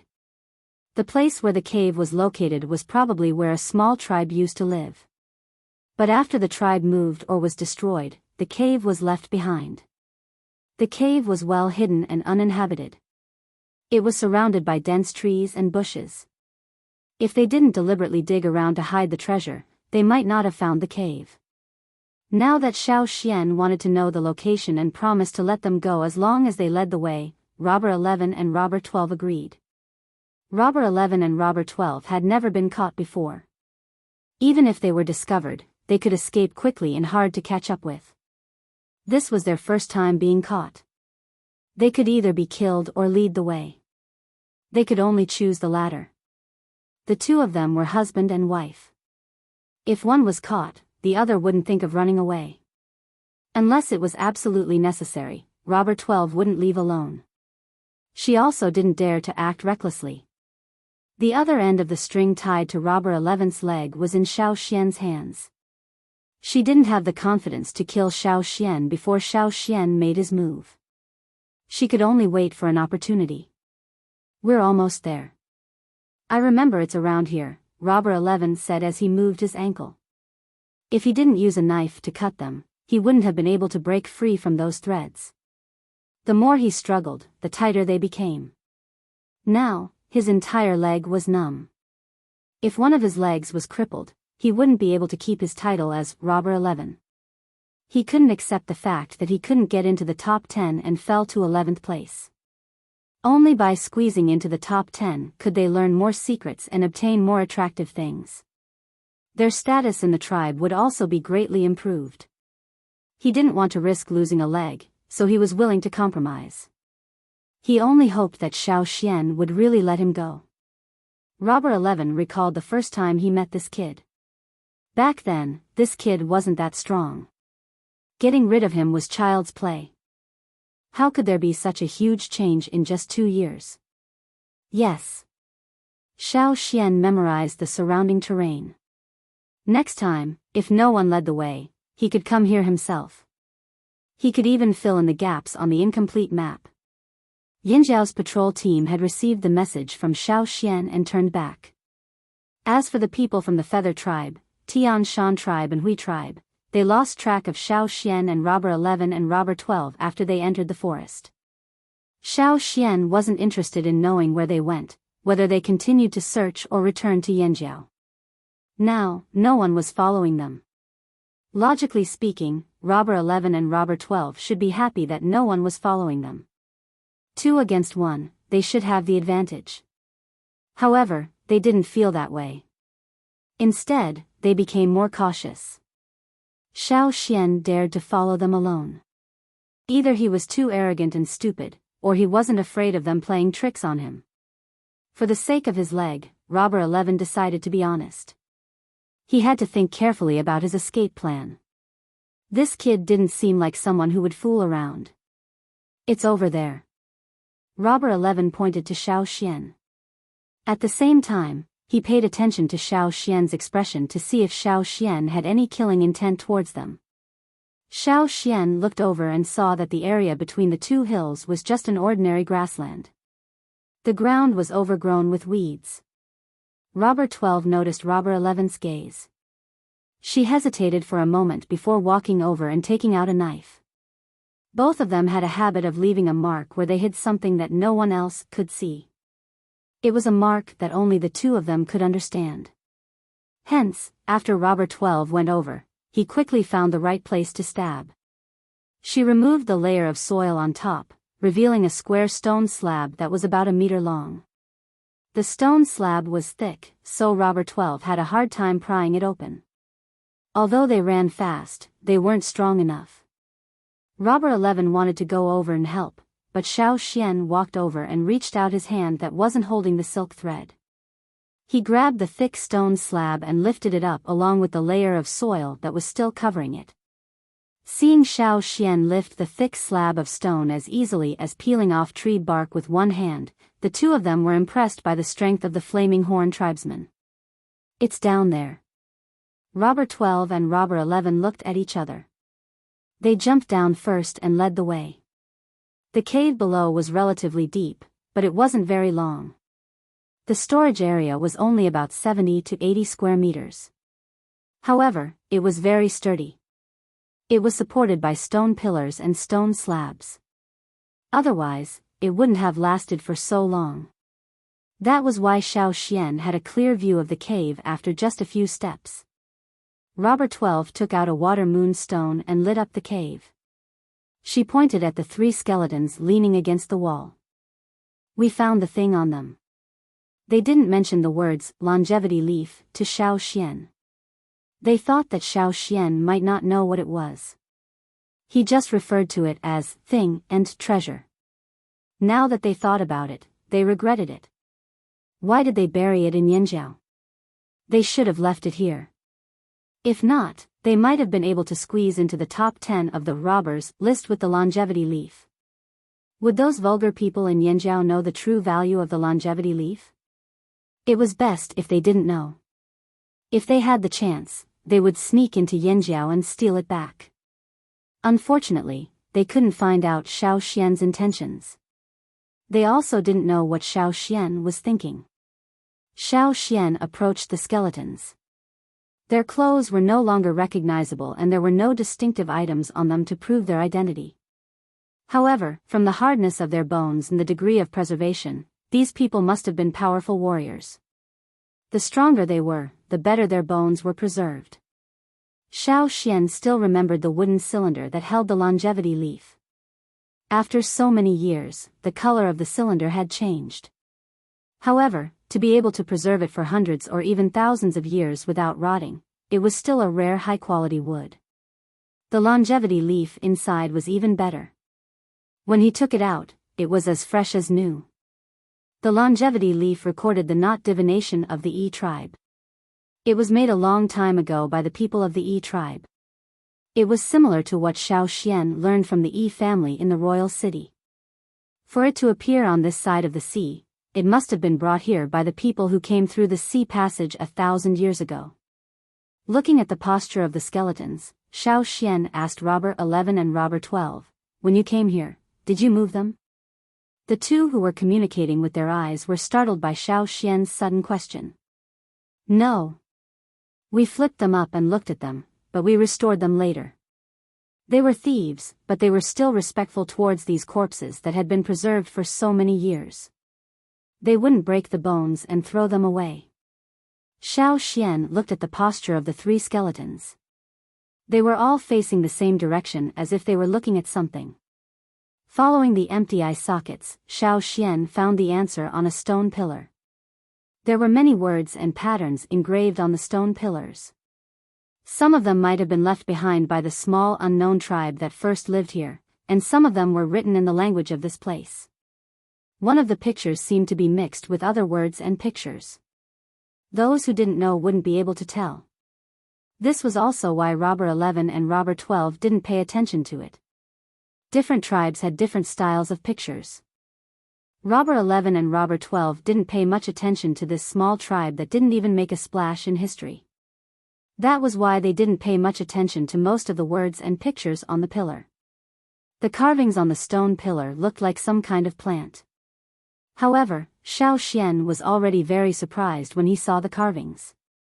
This was the Ji family's family tattoo in the royal city on the other side of the sea. It was the Ji tribe's totem tattoo in the early years.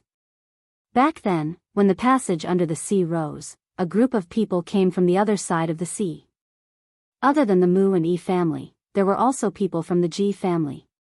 However, now that the Mu family changed their surname to Shi and dominated the desert, the Ji family died here. The people who came here had a lot of internal conflicts. What were the three Ji family members trying to do by stealing things from the Yi family?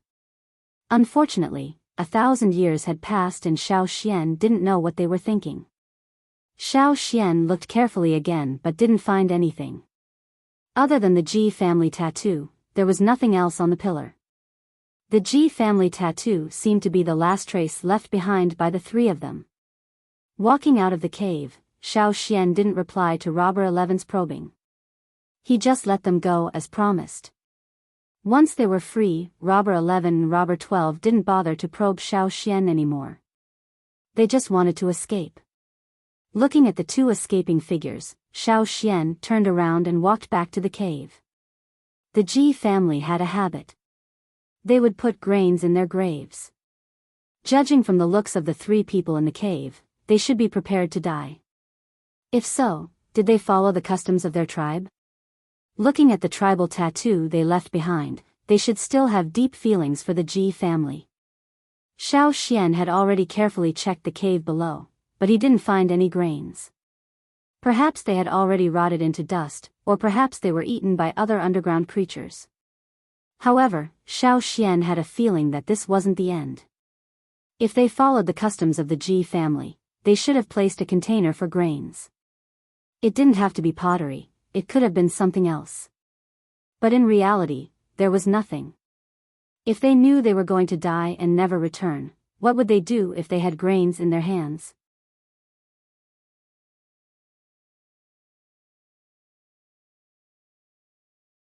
Chapter 524. If it wasn't hidden in the underground cave, could it have been scattered on the ground? With the intention of probing, Xiao Xian walked around the cave and found a few plants that looked like grains.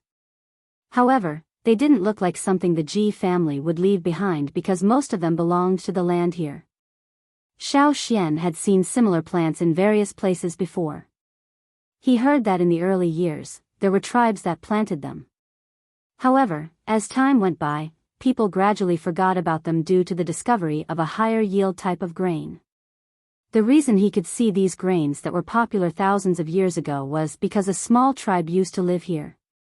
Moreover, the underground cave was left behind by that unknown tribe. The underground cave was used as a granary to store grains, so there would be some scattered on the ground. However, these weren't something the Ji family would care about. Even thousands of years ago, they wouldn't have brought these grains with them. If the Ji family carried them around, they must have thought that they were more precious. After looking around again, Xiao Xian still couldn't find anything. Could it be that the 3 Ji family members really didn't bring any seeds? Or perhaps, the seeds they brought had all rotted into dust? Or could it be that someone had already come here and dug everything away?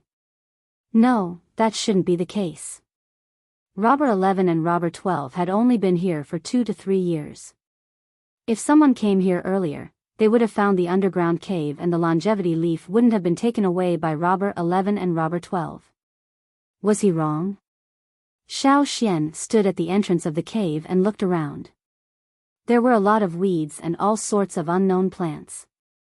There weren't many trees, only a few saplings that weren't growing well and a few scattered shrubs. Hence, the place seemed more spacious. There were indeed fewer trees in this place. The weeds looked lush, but that was only because there were many of them. When they were gathered together, they looked especially lush. However, when they were separated, each one of them didn't look as good. He thought about the environment where the 1,000-grain gold grew. When they grew, they would steal all the nutrients from the surrounding soil. It was extremely overbearing. Although it wasn't as obvious here, there was a similar trend. There must be something here. Xiao Xian scanned his surroundings again, but this time, he didn't look for grain-like plants. Instead, he looked at all the plants that grew on the ground. Then, his gaze stopped on a plant that didn't even reach his knees. Earlier, Xiao Xian had been looking for grains and hadn't noticed these plants. Now that he looked at them again, he felt that they were familiar. Xiao Xian often ran around in the forest, so he would find the plants in the forest familiar. However, this time, it was not the plants he had seen in the forest. After thinking about it carefully, Xiao Xian felt that this was very similar to a plant he had seen in Ji Ju's field. At that time, Xiao Xian had gone to look for Ji Ju. Ji Ju had brought him around the golden grain fields and he had seen many of the plants that were commonly grown there. There were crops for daily consumption and some more special plants.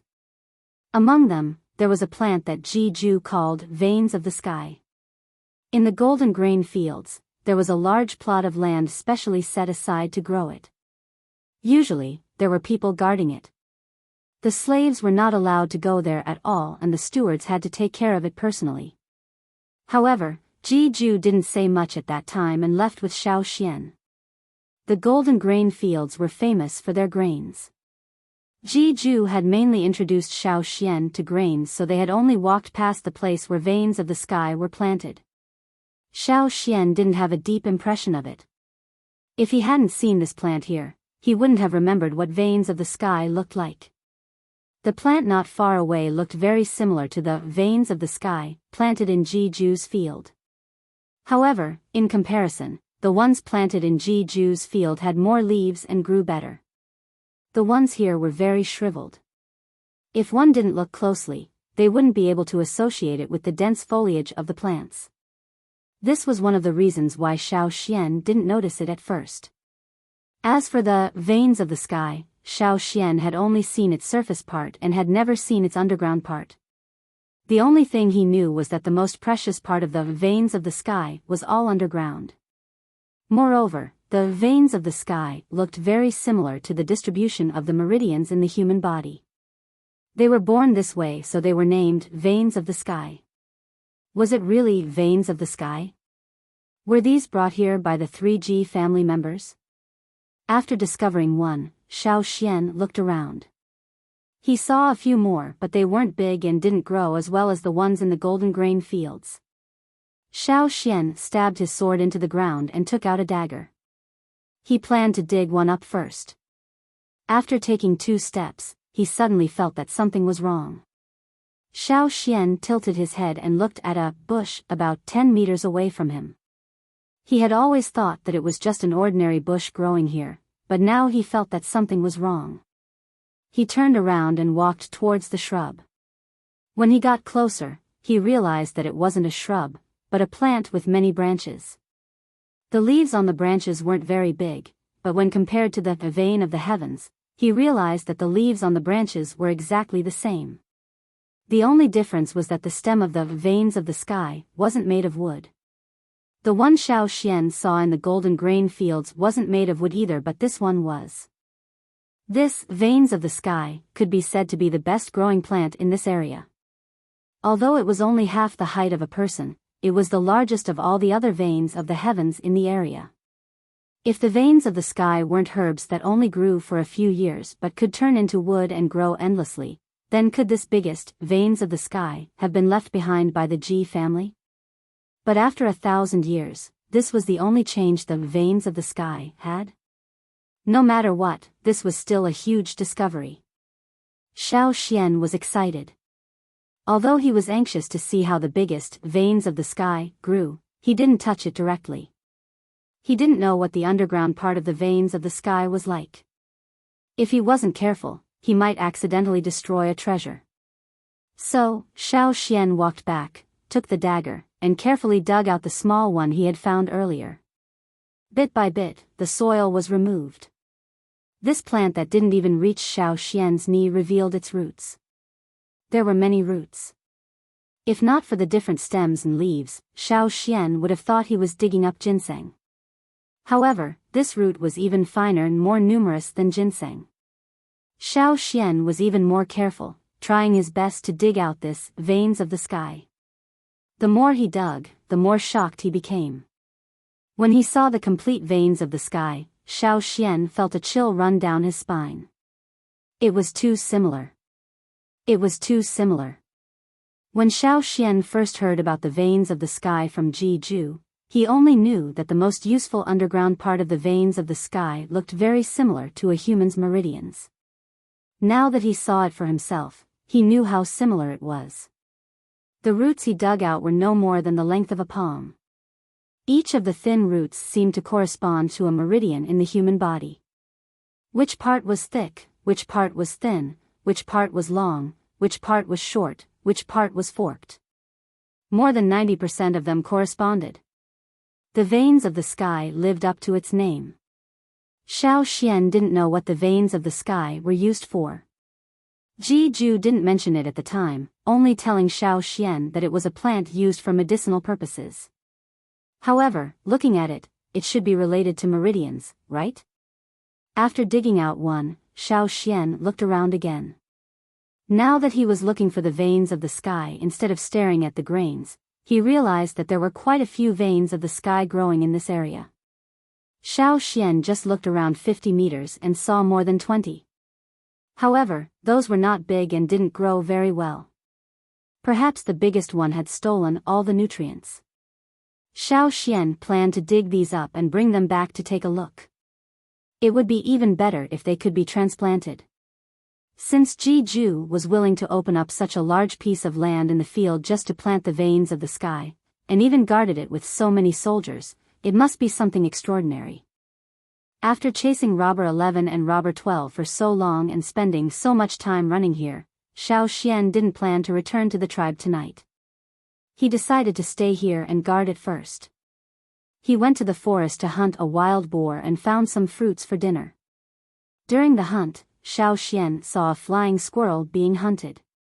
This kind of thing happened all the time in the forest and could be seen everywhere. If it was in the past, Xiao Xian wouldn't even look at it. However, today, Xiao Xian stepped in and saved the injured flying squirrel that was about to be swallowed. It wasn't that Xiao Xian suddenly decided to be kind. He thought of the veins of the sky and wanted to use this flying squirrel to test its use. The flying squirrel that was tied up by Xiao Xian screamed in fear and struggled with all its might. However, it couldn't break free from the rope no matter how hard it tried. He waited for Xiao Xian to finish off the wild boar and fill his stomach before bringing the flying squirrel over. He didn't bring it too close. This little thing's claws were sharp and it could bite. Xiao Xian held the flying squirrel in one hand and the veins of the sky that he dug up today with the other hand. He moved the roots towards the flying squirrel. When the roots of veins of the sky reached the flying squirrel tried to avoid them. Xiao Xian continued moving the roots of veins of the sky closer to the flying squirrel's mouth. The flying squirrel was forced into a corner and bit down. Then, it froze. However, it only froze for a second. Soon, the flying squirrel crazily gnawed at the roots of veins of the sky. It was as fast as a chef cutting vegetables. Only a series of crunching sounds could be heard. The roots of veins of the sky that were close to the flying squirrel's mouth quickly disappeared. When Xiao Xian pulled back the veins of the sky, the flying squirrel was still struggling. It looked reluctant and stretched its neck out, wanting to continue gnawing. Xiao Xian didn't give it any more veins of the sky. He quietly observed the flying squirrel's changes. Many animals had a natural instinct and intuition to find herbs. They knew what was good for them and when to eat it. Since it was so eager, veins of the sky must be very useful.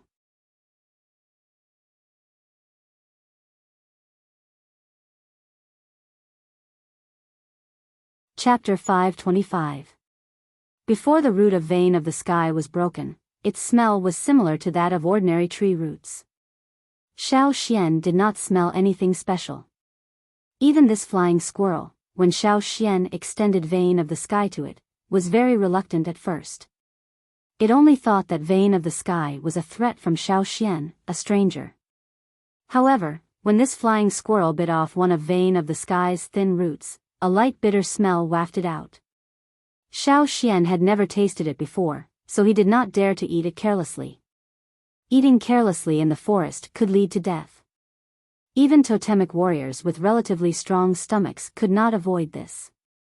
Not long ago, someone saw a plant in the forest that looked very similar to the vegetables they grew. After eating a little, he ended up having diarrhea for 2 days. Therefore, Xiao Xian could only use this flying squirrel as a test subject. After Xiao Xian took back vein of the sky, this flying squirrel struggled fiercely at first, wanting nothing more than to follow the vein of the sky. But soon, its struggling slowed down. Finally, as if it had fallen asleep, it did not move at all. Only the slight rise and fall of its body proved that it was still alive. However, the wounds on the flying squirrel's body were bloody and deep. The wounds on its back and other parts of its body had stopped bleeding long ago. Not only that, the blood had coagulated and was forming scabs. On its leg, where a piece of flesh had been torn off, it was also changing. If this flying squirrel's injuries were left untreated, it might not survive the night. It had lost too much blood, and there were many bite wounds. It could not even walk. The longer it was delayed, the worse its injuries would worsen. But now, it was recovering. There were still some sparks in the fire. After eating the wild boar, Xiao Xian did not add any more firewood. Now, in order to see the flying squirrel's changes more clearly, Xiao Xian held up the water moonstone to light up the fire. Wild beasts approached, their green eyes flashing in the forest. However, Xiao Xian's aura was very strong. They felt that he was not easy to deal with, so they lingered for a while before leaving unwillingly. Xiao Xian had been observing the changes on the flying squirrel's body. He did not have time to care about the wild beasts, so he did not hide his aura. He released his aura to intimidate the wild beasts that wanted to approach, saving him a lot of trouble. Xiao Xian sat on the ground and tied the flying squirrel's rope to a tree branch. He did not sleep for the entire night, so he kept an eye on the flying squirrel. Early in the morning, the flying squirrel, who had been tied to the tree, moved and woke up from his deep sleep. When he woke up, he probably remembered that he was tied up. Fei Shu's movements became more violent, especially when he saw Xiao Xian. He screamed in protest. Although Xiao Xian had given it the vein of the sky and saved its life, it would not let down its guard against Xiao Xian just because of this. Wild animals were very cautious. If it let go, it would bite Xiao Xian again. Xiao Xian looked at the scabs on its body. As the flying squirrel struggled, the scabs fell off, revealing a patch of soft, hairless skin. The most serious injury was its leg. Although it was still sunken, it was much better than the bone-deep injury he saw yesterday. Perhaps it would recover soon. Looking at the strength of its struggle, it was clear that the flying squirrel was very energetic. There was no trace of death in it. After staying up all night, Xiao Xian did not feel tired at all. Instead, he was very excited.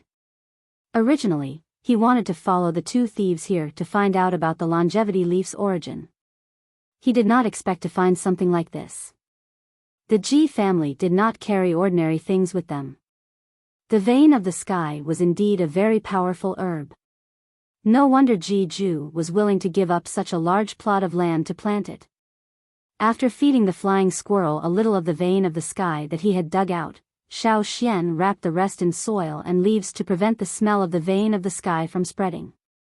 An unbitten vein of the sky would not attract the attention of other animals. However, once the smell of the roots leaked out, Xiao Xian could not be sure if it would attract other animals. Looking at the spirited flying squirrel, then at the huge vein of the sky, Xiao Xian's eyes burned with passion. This trip was worth it. Xiao Xian circled around this area and expanded his search. He estimated that there were no less than 50 vein of the sky. This number was naturally not as many as the ones in Ji Ju's field. However, Xiao Xian was already very satisfied. With these vein of the sky, he might even be able to obtain the seeds of the vein of the sky. Xiao Xian had another guess. After so many years, only 50 vein of the sky survived. Perhaps the main reason was because of the largest vein of the sky. Just like the 1,000-grain gold, in the competition for nutrients, only those who won would survive. Those who lost would become nutrients for other plants. Thousands of years had passed. Countless seeds fell on the ground and countless plants sprouted. However, only a few survived. These were the final winners. Perhaps, if the land continued to become barren, some of them would not be able to survive. However, Xiao Xian had found them. If possible, Xiao Xian hoped to transplant all of these back to the tribe. If they were given enough nutrients and space, would these vein of the sky break free from their slow growth and start a new cycle of growth? These were the legacies left behind by the 3G family members who died here. Thousands of years had passed and no one had been able to obtain their legacies. Not even the longevity leaf was counted. The longevity leaf that recorded the art of not divination belonged to the Yi family. However, the legacies that truly belonged to the Ji family were these vein of the sky that had been quietly growing here. Xiao Xian took a deep breath and calmed himself down. He did not know why the 3G family members would bring the Yi family's things here. He also did not know what kind of people the 3G family members were. However, Xiao Xian had to thank them for their legacies. Looking around, Xiao Xian walked further away, and then climbed up the hill over there. In this area, only the top of the hill was the highest point. Xiao Xian wanted to take a good look at this area from above. He wanted to see if there was anything else he had overlooked. Looking down from the top of the hill, he had a panoramic view of the area above the cave. Under the domineering vein of the sky, there were not many other plants that could grow well. Even if they could, their growth would be sluggish. Xiao Xian could see all of these plants clearly from his vantage point. His gaze swept across the ground below, away from the area around the cave, and into the distance. There, the grass was denser. In the calm, all sorts of plants fought for nutrients, silently killing each other without anyone noticing. Over there, it was an ordinary mountainous area. There was no strong or weak distribution like the vein of the sky. Xiao Xian decided to stop here and head down the hill to dig up the vein of the sky. Suddenly, he saw a familiar figure. That was, Xiao Xian looked over, his eyes almost popping out of their sockets. Cabbage?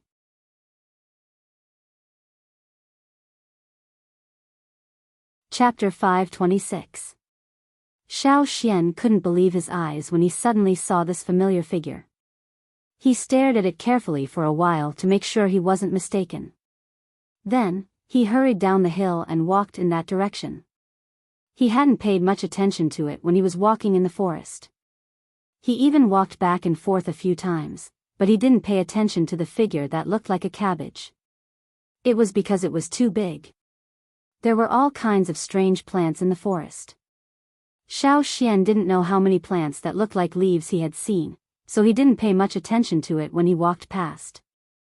But standing on the hill and looking down, Xiao Xian couldn't calm down when he saw the figure clearly. The leaves were quite similar, but its appearance was too similar to a cabbage. It was just that this cabbage was taller than Xiao Xian himself. Xiao Xian came to the plant that looked like a cabbage and took a closer look. He could hear the sound of something shattering in his ears. Turning his head to look, Xiao Xian saw a bug as thick as an arm lying on a wide leaf outside the cabbage. It was gnawing a hole in the leaf. Probably sensing Xiao Xian's arrival, the unfamiliar aura gave it a sense of crisis. It stopped gnawing on the leaf and raised the front half of its body to face Xiao Xian. If Xiao Xian hadn't been prepared and knew that this was just a bug gnawing on a leaf, he might have mistaken it for a snake when he saw such a scene. The spots and patterns on the front of the bug looked like a green poisonous snake in the forest. Even the fine lines on the scales were very clear, especially the two lines that looked like eyes. It was very scary. Suddenly, it looked like a snake was staring at him. This was also one of the bug's life-saving methods. However, Xiao Xian had seen many similar bugs, so he wasn't scared by it. He even stood to the side and observed it with interest for a while. Perhaps it felt that Xiao Xian was no longer in danger, so the bug crawled back and continued to gnaw on the leaf. Some bugs in the forest would take years or even longer to transform into butterflies or moths. This bug was probably not far from transforming. Xiao Xian moved his gaze away from the bug and continued to look at the cabbage in front of him. He raised his hand and cut off a piece of the leaf with a dagger. He sniffed it and found it to be okay. There wasn't any strange smell, but Xiao Xian didn't eat it. He might not be able to eat something that the bug could eat. He took the leaf and walked over to the flying squirrel that was hanging on the tree. Unfortunately, the flying squirrel didn't show any interest in the leaf. It only bit when it was irritated, it didn't eat it and spat it out. After a few tries, Xiao Xian watched as the flying squirrel bit the leaf angrily. Nothing happened and Xiao Xian was overjoyed. He stopped tormenting the flying squirrel. He walked around the surrounding forest. Because of the vein of the sky, the other plants didn't grow well near the hole. Xiao Xian didn't see any plants that looked like cabbages, so he had to look further away. Just like the one he had just found, it was found a little further away from the cave. It was quite a strong plant to be able to squeeze out a place to grow in the forest. Xiao Xian hadn't paid attention to it before because he hadn't paid attention to plants that were taller. Now that he followed the leaf, it didn't take long for him to find about 30 of them. And this was only the one in the vicinity. There were even more small plants on the ground that hadn't grown yet. Some of them had obvious traces of being trampled by forest animals, while others had been bitten and had incomplete leaves. There were too many seedlings like this, so Xiao Xian did not count them. If they were left alone, they would not survive. They would either be trampled to death by the animals in the forest, or starve to death by other plants. After looking around, Xiao Xian returned to the hole. Last night, he had been watching the flying squirrel and the effects of the vein of the sky. He hadn't slept at all. Today, he had been running around since early morning. He was a little tired, so he sat down on the grass to rest. He ate the leftover meat from yesterday to relieve his hunger. Xiao Xian thought about the origin of these cabbages. Did they really grow here naturally? There were also people who grew vegetables here. The leaves were about 60% similar to cabbages, but the leaves were much longer and narrower. Moreover, the vegetables that were commonly grown here had fat roots. The people in the tribe mainly ate the roots, and the leaves were just a side dish. The vegetables that were commonly grown in the fields here were large, but most of them were only as tall as Xiao Xian's waist. If they were too small, the people in the tribe wouldn't be willing to grow them. But compared to the cabbages here, they were nothing. Mutated? Xiao Xian suddenly thought of the vegetables that were grown on the other side of the sea. There were also crops similar to cabbages over there. Xiao Xian had seen them in the fields of Jeju. However, although the leaves of the vegetables over there were wide, they grew too scattered and were very short. They only reached Xiao Xian's knees. Many tribes on the other side of the sea didn't grow that. They felt that the yield was too low and it wasn't enough to fill their hunger. But the slave owners liked it. Only the slave masters in King's City who liked these vegetables would set aside a large amount of land in their own fields to grow these vegetables in order to eat them. So, on the other side of the sea, only the slave owners had the seeds of these vegetables.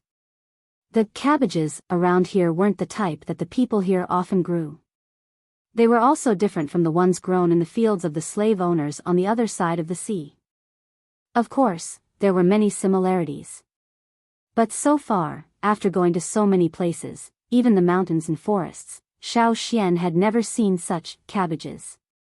After thinking for a while, Xiao Xian's eyes suddenly widened. He thought of a possibility. This used to be the territory of an unknown small tribe. They also knew how to grow crops.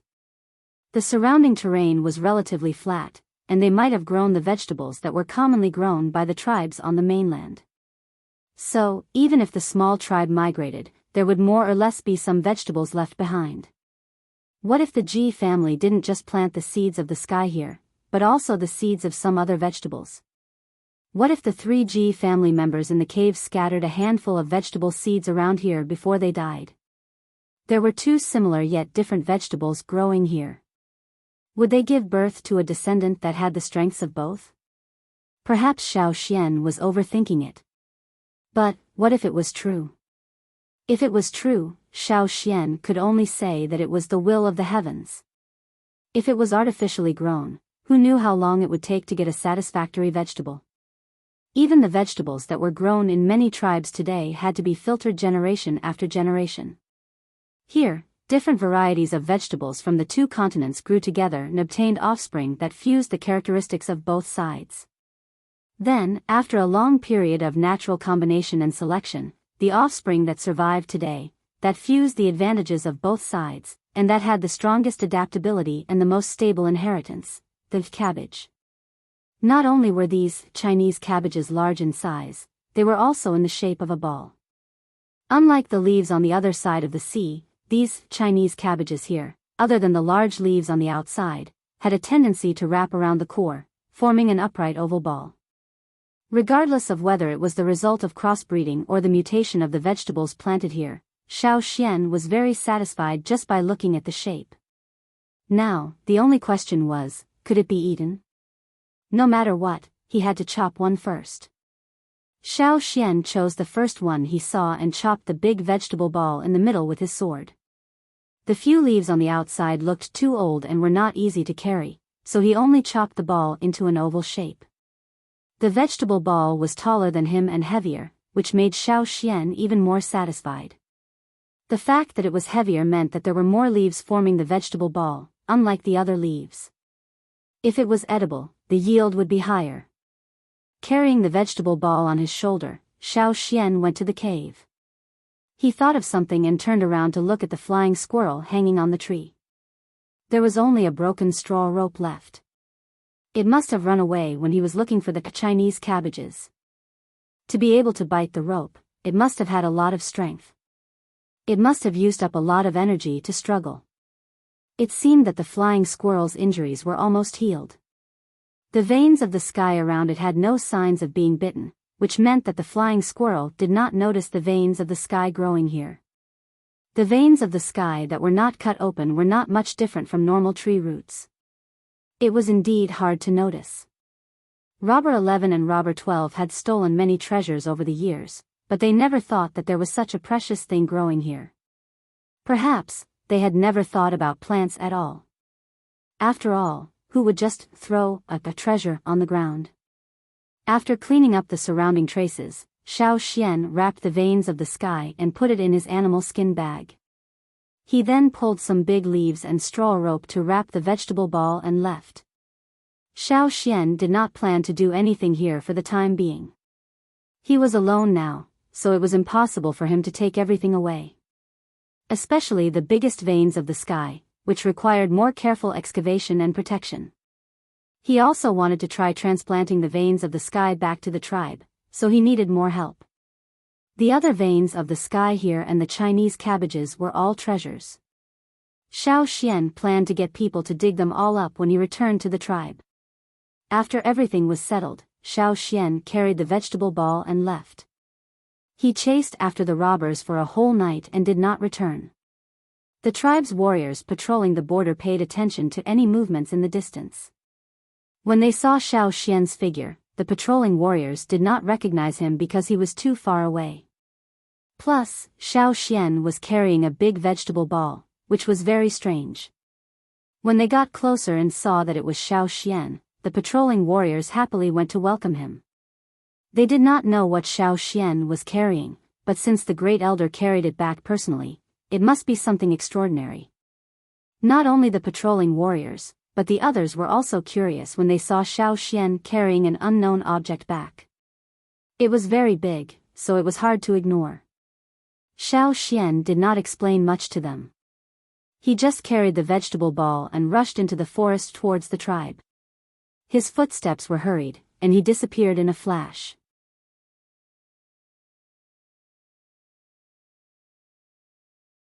Chapter 527. As soon as Xiao Xian rushed into the tribe, he called for the shamanists, chief and team leaders. Not long after, the two shamanesses rushed into the house. The two chiefs and 3 team leaders also rushed over. According to the messenger, Xiao Xian came back in a hurry for something. He didn't say why Xiao Xian wanted to see them, but they heard that it was urgent.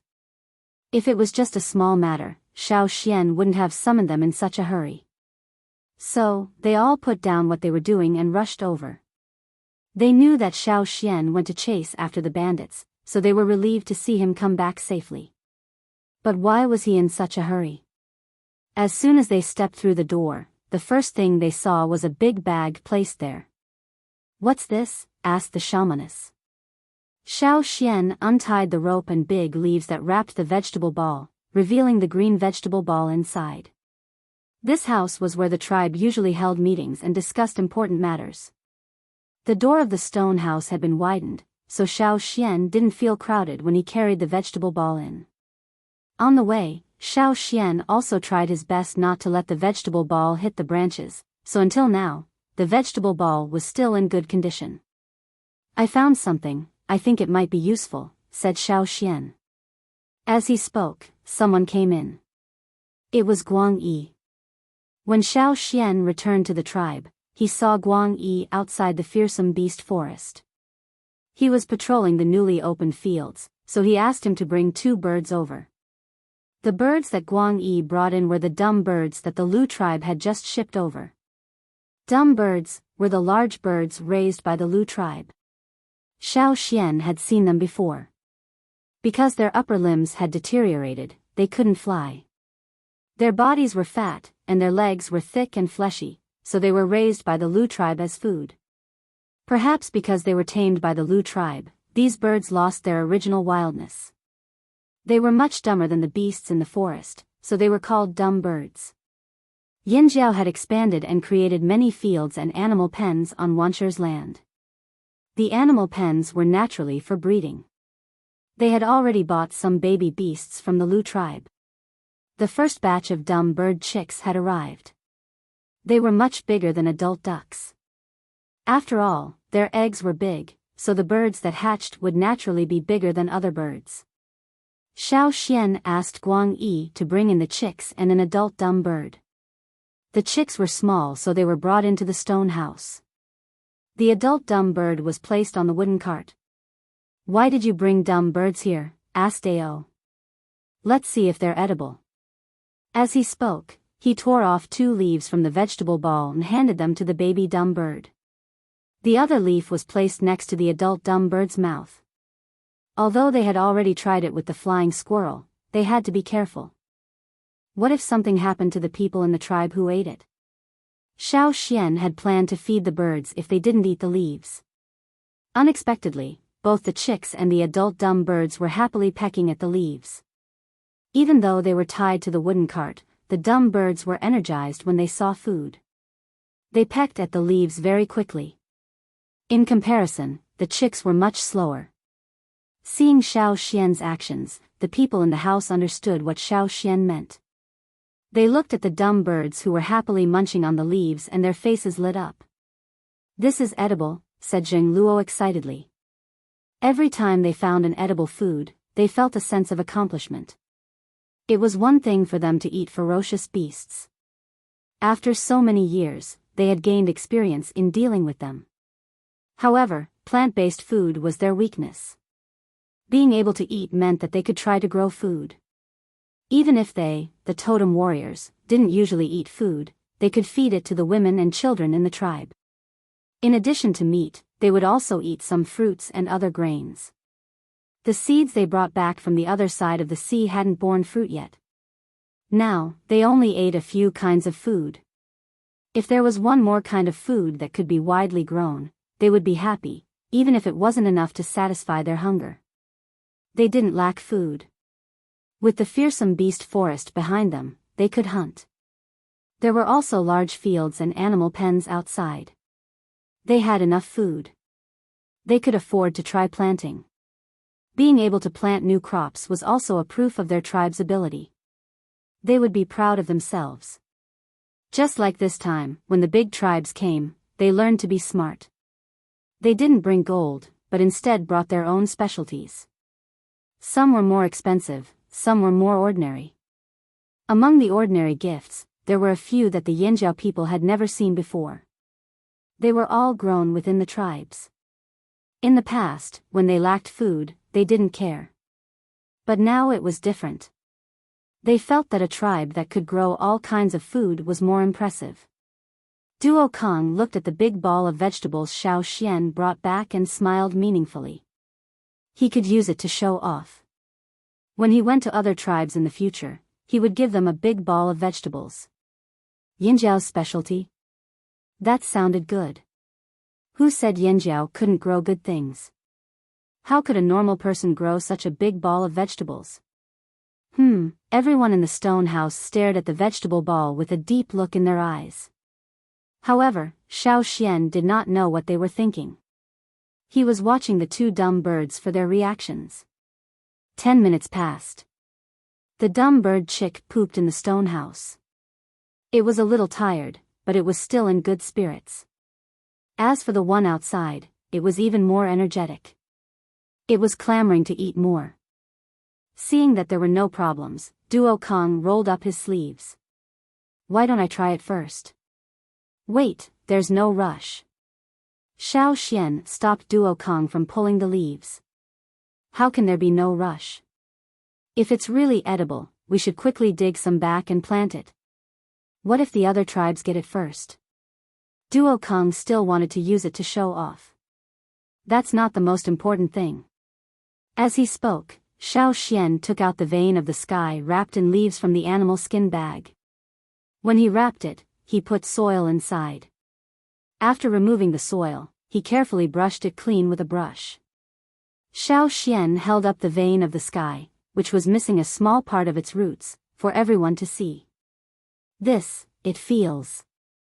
Gigu couldn't explain it. He just felt that it was familiar. Ta looked at the vein of the sky's roots and felt a chill. "I think I've seen it before, but I've never seen it before." Ta's words were contradictory, but everyone knew that when he said he had seen it before, he meant that he felt it was familiar. But they had never seen this plant before. Xiao Xian understood everyone's feelings. Although many people in the tribe would observe the body structure of their prey after hunting so that they could give it a fatal blow the next time they hunted, they had never done this for humans. They knew the general distribution of the meridians because when they used their totemic power, they would have a hazy feeling. Following the direction of their totemic power, they could see the meridians in their body. That was why Guihe, Ta, and the others had said that he looked familiar. It looks similar to the meridians in our body. Because it grows like this, it's also called the vein of the sky. Xiao Xian said. Vein of the sky? Zheng Luo and the old shaman shouted at the same time. When they were on the other side of the sea, they had heard about the vein of the sky, but they had never seen it before. It was said that only the people in the royal city had it. It had been many years since they last heard about the veins of the sky from the Taiha tribe. Vein of the sky? The rumored vein of the sky that can reconnect broken meridians? The old shaman's voice trembled with excitement. Duo Kong and Zheng Luo's faces were red with excitement. That's what the vein of the sky looks like. Xiao Xian, where did you find it? In the room, 8 pairs of eyes stared at Xiao Xian. Xiao Xian briefly told them about his discovery of the vein of the sky and the cabbage. When they heard Xiao Xian say there might be a 1,000-year-old vein of the sky there, even the usually calm shaman and chief breathed heavily. Dig it up. The 2 shamans shouted at the same time. The leaders and leaders were also rubbing their fists and palms. They couldn't wait to tear down that piece of land and carry it all back. As for the cabbage, Xiao Xian said, dig it up too. Dig it up, dig it up, dig it all up. Even an idiot knew the value of the vein of the sky. Yanjiao would never give it up. The Chinese cabbage Xiao Xian was talking about had an unknown origin. Regardless of whether the Ji family was involved, it could be eaten, it could grow big, it might even grow fast. Most importantly, it was easy to survive. What were the Yanjiao farmers afraid of? It wasn't a bad harvest. No matter how bad it was, there was still something to be gained. Their large-scale planting had just started not too long ago. Everything was still in the trial and error stage. It was impossible for them to compete with other tribes who were good at planting. There had to be a process of practice. If they could succeed, perhaps it would be a big breakthrough for the Flaming Horn tribe. It would also give everyone enough confidence. In the ancestral records, the glorious Flaming Horn tribe was not only strong in terms of fighting, but also in terms of farming, breeding, and handicrafts. The current Flaming Horn tribe had just woken up from a deep slumber. If they wanted to regain their former status, they still needed to work hard from all sides. The cabbage was a piece of juicy meat to them. They wouldn't give it up either. They discussed in the house for a while, then looked at the 2 dumb birds. The young one was looking around curiously while the one outside was dozing off out of boredom. It was not poisonous and could be eaten. This solidified everyone's resolve. There wasn't much time for them to do more experiments. They were worried that someone else would find out about the land. They wanted to do more experiments and move everything back first. Thus, not long after Xiao Xian rushed back, he left with a large group of people. One of them was the chief, 2 of the leaders, and many of the smaller leaders. The tribe didn't want to keep it a secret either. Perhaps other tribes would secretly follow them, but the land belonged to Yanjiao. Who would want to steal it? They didn't say much, just do it.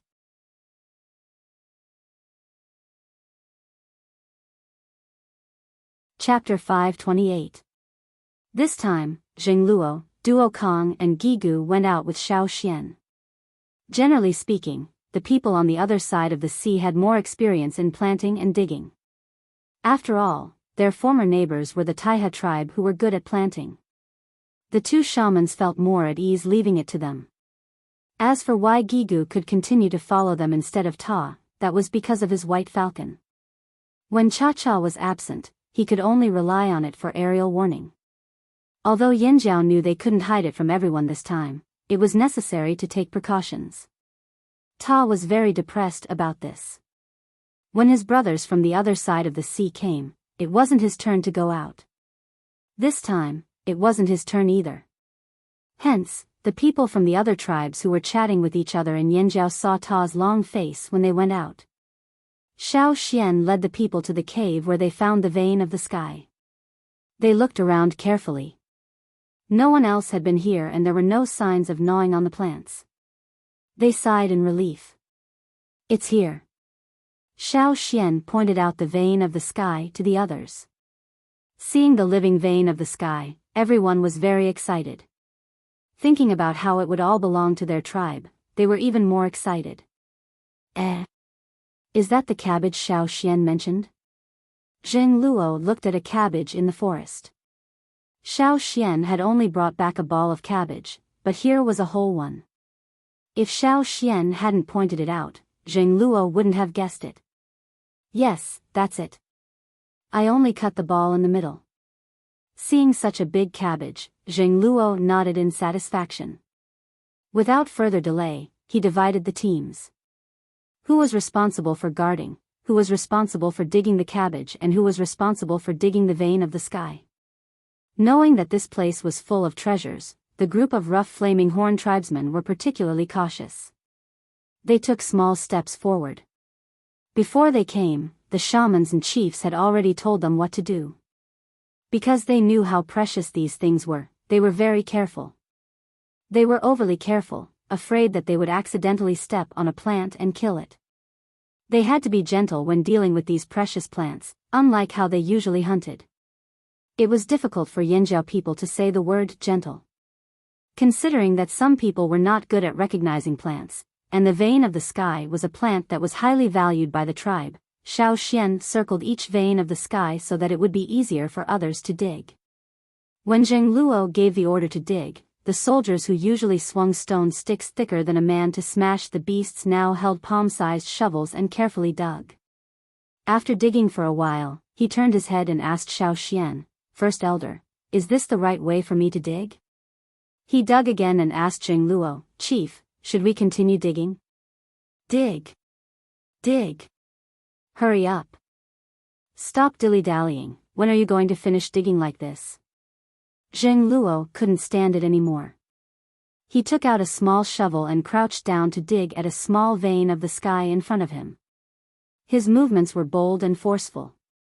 However, the moment the shovel touched the ground, it was as if he had stepped on the brakes. He only dug a fingernail deep. Xiao Xian couldn't stand watching these people who didn't even sweat when killing fearsome beasts start sweating after digging a few shovels. This was the first time these people were doing something like this. They were under too much psychological pressure and were very nervous. After this, it might be better if they encountered similar situations in the future. Xiao Xian was in charge of the biggest vein of the sky. Zheng Luo came over after digging a few shovels. As the chief, Zheng Luo had to participate personally. However, no matter if it was Zheng Luo, Duo Kong and the rest, even Gue He, who had always been calm, were all nervous when they started digging. When Xiao Xian's shovel went down, they all trembled. They were worried that Xiao Xian would damage the vein of the sky, but they also knew that it wasn't a good idea to be so nervous. In the end, they could only follow Xiao Xian and dig. Their goal was to bring the tree back and transplant it. They just had to ensure that the roots were intact. There was no need to dig up all the soil, so Xiao Xian and the others basically started digging from the outer parts.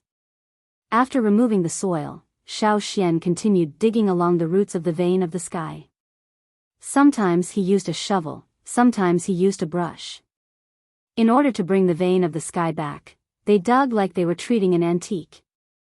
In fact, although the roots of the vein of the sky looked thin, they were still very resilient and were not that fragile. Especially this vein of the sky that seemed to have been growing for thousands of years, its roots were harder than the other small veins of the sky. When Duo Kong was digging, he accidentally shoveled too hard.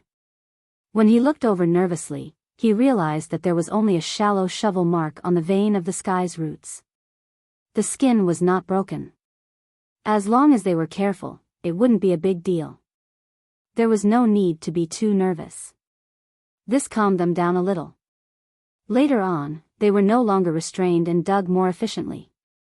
The white falcon in the sky screeched from time to time. It was just a warning.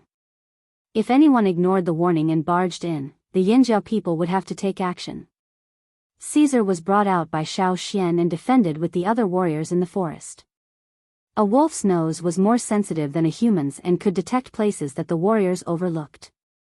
When the sun was about to set, the largest vein of the sky had been dug out. Its roots were too long, and the area it covered was much larger than the parts on the ground. It looked like it was made up of the meridians of a 10-meter-tall giant. After digging it out, Xiao Xian wrapped a large piece of linen cloth in the soil and wrapped the roots of the vein of the sky. They couldn't stay here for too long. They were carrying treasures and they couldn't hide their movements from others. If they stayed here for a night, who knew what would happen? The safest thing was to return to the tribe as soon as possible. "Are you done with the rest?" asked Xiao Xian. "Almost. We've dug out all the veins of the sky we can see, no matter the size. We still haven't dug out the small cabbages you mentioned," said Zheng Luo. "Forget about that. Wrap up the ones we dug out and bring them back. We'll dig up the rest later. You guys tidy up first. I'm going down into the cave." Xiao Xian lifted the stone slab at the entrance of the cave with a jar and jumped in. Inside the cave, the 3 skeletons were still lying there in their original positions. Perhaps they had been in this position for nearly 1,000 years. Xiao Xian had already prepared a small clay pot and placed it beside the 3 skeletons. There were some grains in the pot. According to the tribe's rules, whoever found it kept it. Whoever stole it kept it. That was why it wasn't a big deal to dig up everything here. Xiao Xian didn't think much of it. Moreover, most of the Ji family in Royal City still had a grudge against Yanjiao. The people of Royal City had hunted them down on the other side of the sea. Although he didn't know the identities of these 3 people or what had happened in the past, Xiao Xian still decided to come.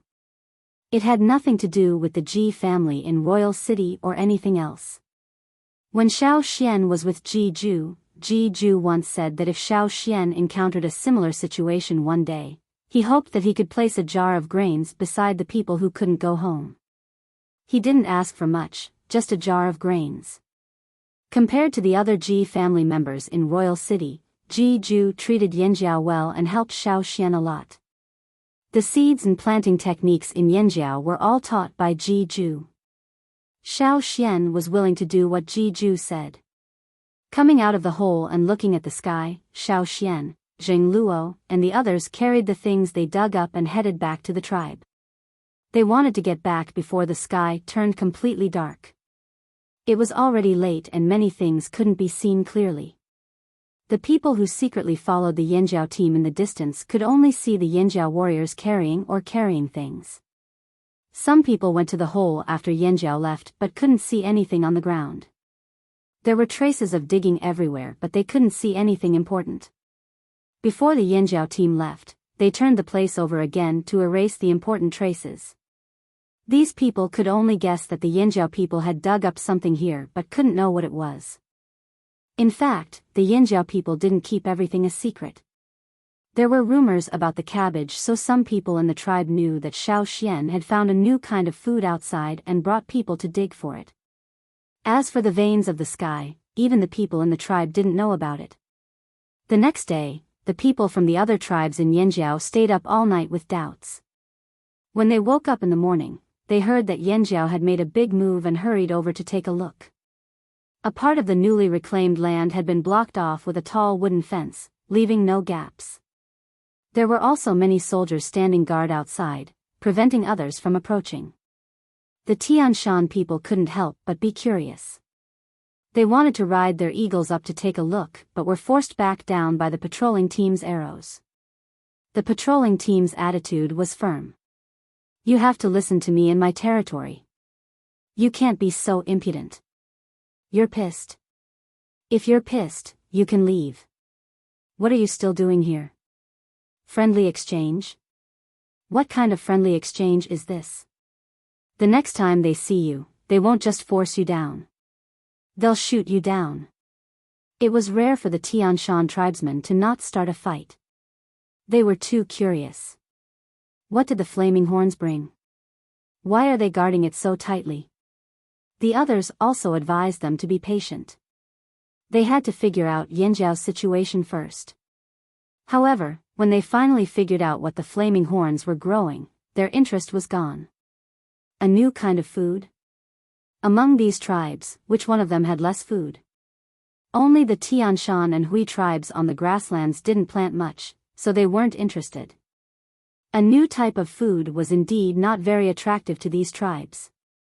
Why were they guarding it so tightly for such a small thing? Yanjiao was so stingy. Ignorant.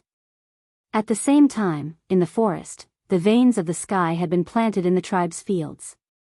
After a few days of adaptation, the veins of the sky in the ground began to show signs of life. Especially the small veins of the sky. Before, they were suppressed and their growth was slow. Now that the land was bigger, there were fewer competitors for nutrients. They were ready for a new round of growth. Looking at the veins of the sky in the ground, the two shamans smiled. The cabbages outside attracted most of the people's attention. These veins of the sky were very low-key. We have to send more people here. Definitely. We can't relax on the cabbage fields outside. Got it. As the shamans and chiefs spoke, Xiao Xian suddenly looked in a direction. What's wrong, Xiao Xian? Asked Zheng Luo. There's been a lot of thieves lately.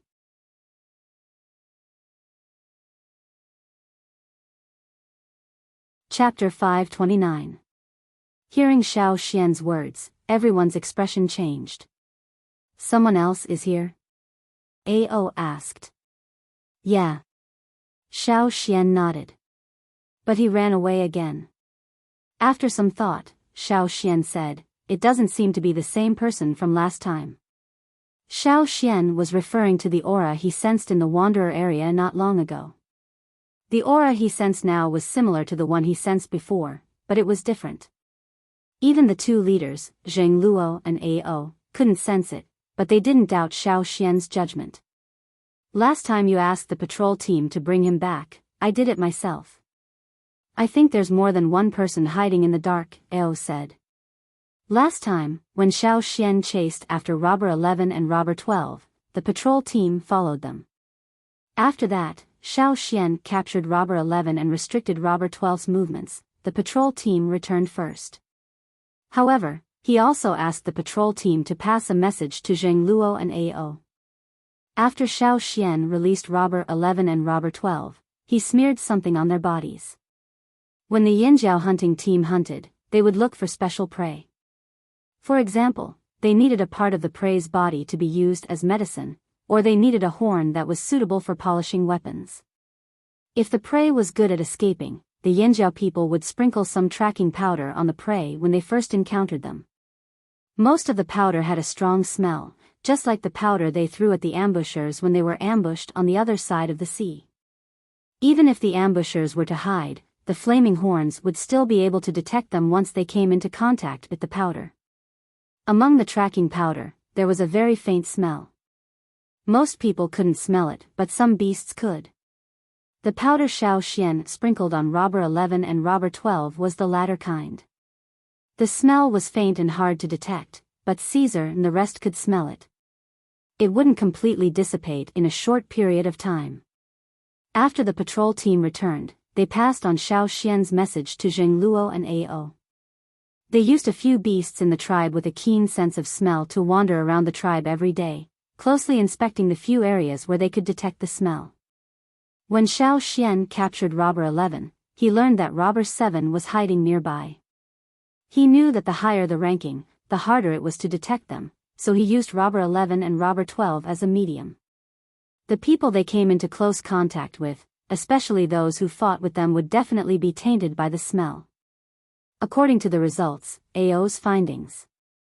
After Robber 11 and 12 were released, they sneaked in again, but they were only on the outskirts, they didn't infiltrate the tribe. Although Ao Xian didn't manage to catch them, he was sure that other than Robber 11 and Robber 12, there were other people who knew the two robbers lurking nearby. Among those people, there were some who were stronger than Robber 11 and Robber 12. They were the ones Xiao Xian mentioned before, the ones who ranked higher in the robbers. It's not just Robber 11 and Robber 12, there's also Robber 7. There should be other robbers too, but they might not be united. Zheng Luo felt troubled. Anyone who was targeted by people who were good at hiding in the dark wouldn't feel good, especially when those people were famous robbers. Actually, what I'm confused about is, how did the robbers get here so quickly? Even if it's because of the result of our battle with Wancher, there shouldn't be so many of them at once. Xiao Xian expressed his thoughts. News didn't travel fast here. The 7 tribes were able to get here quickly because they had people keeping an eye on them. What about the robbers? They were scattered all over the place and didn't keep an eye on Yanjiao from the start. But now, there were so many of them at once, and they were all top robbers too. It was hard to catch them. What did Yanjiao have that attracted them? Even if they destroyed Wanshi, it shouldn't attract so many experts. The purpose of the robbers was different from others. Their purpose was to steal, not to test their strength. In the eyes of most of the people on the mainland, the Flaming Horn tribe was still a relatively backward tribe that only had brute force. The shaman agreed, indeed, I've heard that robbers love to steal valuable treasures. Could it be that they've taken a fancy to something in our tribe? Could it be the fire seed? Or the core seed? The old shaman thought for a moment. They couldn't come to a conclusion, but they had to be careful of the robbers. They didn't have to worry about the fire seed anymore, but they had to keep an eye on the core seed. Xiao Xian carefully recalled the details of when he chased after Robber 11 and Robber 12. The more he thought about it, the more he felt that those two might not have been after the longevity leaf. Perhaps, the longevity leaf was just there. Otherwise, 2 years would have been more than enough time for them to sneak into Yanjiao. Why wait until now? Or let Robber 7 take a look? Speaking of which, if the one who sneaked into the Wanderers area was really Robber 7, then Robber 7's appearance was much earlier than the other tribes. Perhaps, before the battle with Wanshi, there were already people here. Something must have happened that we don't know about, Xiao Xian said in a low voice. A straw rope fell from his hand. He didn't know what happened through the knot divination, but he had a feeling that the people who came this time might not be because of Wanshi. Do you think those tribesmen who have been loitering outside are hiding something from us? Xiao Xian asked. That's not impossible. It's not the first time those tribes have been hiding things from us. Ao's tone was filled with strong dissatisfaction. Those people even said they wanted to have friendly exchanges and cooperate. Cooperate my ass. Ao weighed the axe in his hand. He had the urge to go out and chop those people up. He just didn't like them. If it wasn't for the fact that he knew it wasn't good to mess with them, he would have done it already. As they were talking, someone came to Xiao Xian and told him that someone from the Hui tribe came to see him. It wasn't the two chiefs or the shaman, it was Xiao Xian. Do you know who it is? Xiao Xian asked the warrior who came to report. Gula from the Hui tribe. Just him alone? Yes. The shaman gestured to Xiao Xian. Let's go and see what he wants to say. Okay. Xiao Xian asked someone to take Gula to his room. Yanjiao's fire seed was no longer there. Even near the fire pit, there was no pressure from the fire seed. So when Gula was taken there, he didn't feel the suppression from Yanjiao's fire seed. Gula hesitated. He knew that Yanjiao's fire seed might have changed, but he couldn't figure out why. However, the fire seed was a secret of the tribe. If the Yanjiao people didn't want to talk about it, he couldn't get anything out of them. Continuing to ask would only make him more disgusted. This time, he came to find Xiao Xian for something else. In Xiao Xian's room, Old Ku was in another room making stoneware. Caesar was guarding the door, so they weren't afraid of being eavesdropped. What's the matter? Xiao Xian handed Gula a cup of tea brewed with herb leaves. Gula drank a little absent-mindedly. The bitter taste made him frown, but he didn't care. After a sip, he put down the cup, thought for a while, and said to Xiao Xian, "Did you find any suspicious people around?" "You mean the two people I chased a few days ago?" Xiao Xian looked up at Gula. Although Gula looked calm, there was hesitation in his eyes. His fingers on his legs were tapping, as if he was thinking about a decision. After a pause, Gula's eyes finally settled, and his tone became more serious. "No, it's not just them. There may be more." Xiao Xian's heart jumped. There really was an inside story? What do you mean? Gula didn't answer directly. Instead, he said, "You know, our tribes have been focusing on the desert for the past 2 years. If there's any movement in the desert, we'll know very quickly." Speaking of this, Gula smiled awkwardly. But we haven't been aware of Yanjiao's movements. Gula was talking about the Yanjiao tribe suddenly bringing so many people out of the desert. They didn't find the reason, and this was something they had been wondering about. Looking at Xiao Xian, Gula saw that Xiao Xian didn't seem to want to explain. He coughed and continued, actually, after you brought so many people out of the desert, another group of people left not long after. They were people from Rock Hill City. When we first found out, we thought that the overlord of the desert, Rock Hill City, sent people out of the desert to eliminate the slave masters who escaped from the desert, because they were moving in this direction. But until now, I haven't seen anyone from Rock Hill City nearby. Xiao Xian said. Of course you haven't seen them, because they entered from the other side of the fearsome beast forest. They didn't enter from your side. Gula pointed out. The fearsome beast forest was huge, and Yanjiao's side was only a small area at the border of the forest. It was possible that someone entered the forest from another place and Yanjiao didn't know. After all, from the time they brought people back to the old haunt until now, Yanjiao had only gone on one hunting expedition, and during this time, they only hunted for food nearby. If they didn't go deep into the forest, they naturally wouldn't know about other movements. You mean, Rock Hill City's goal is the fearsome beast forest? Xiao Xian asked. Not for the slave masters who escaped, not for Wanshi, and not for Yanjiao, but just to enter the forest. It seems like they're looking for something, but we don't know exactly what they're looking for. When you brought back the new species of food, some people guessed that you might have discovered the secret. Gula smiled bitterly. In the end, they were disappointed. Yanjiao had only found a new type of food. Xiao Xian lowered his eyes in deep thought. What could make the Shi family of Rock Hill City send people all the way into the fearsome beast forest? Gule's words revealed a lot of information, but most importantly, those people's goal might not be Yanjiao, but something in the fearsome beast forest. At the same time, Gula also sent a message that they wanted to cooperate with Yanjiao. Compared to the other tribes, they favored Yanjiao. After saying what he wanted to say, Gula stayed for a while and left. Xiao Xian also told the shaman and chief about what Gula said, so that they could prepare in advance.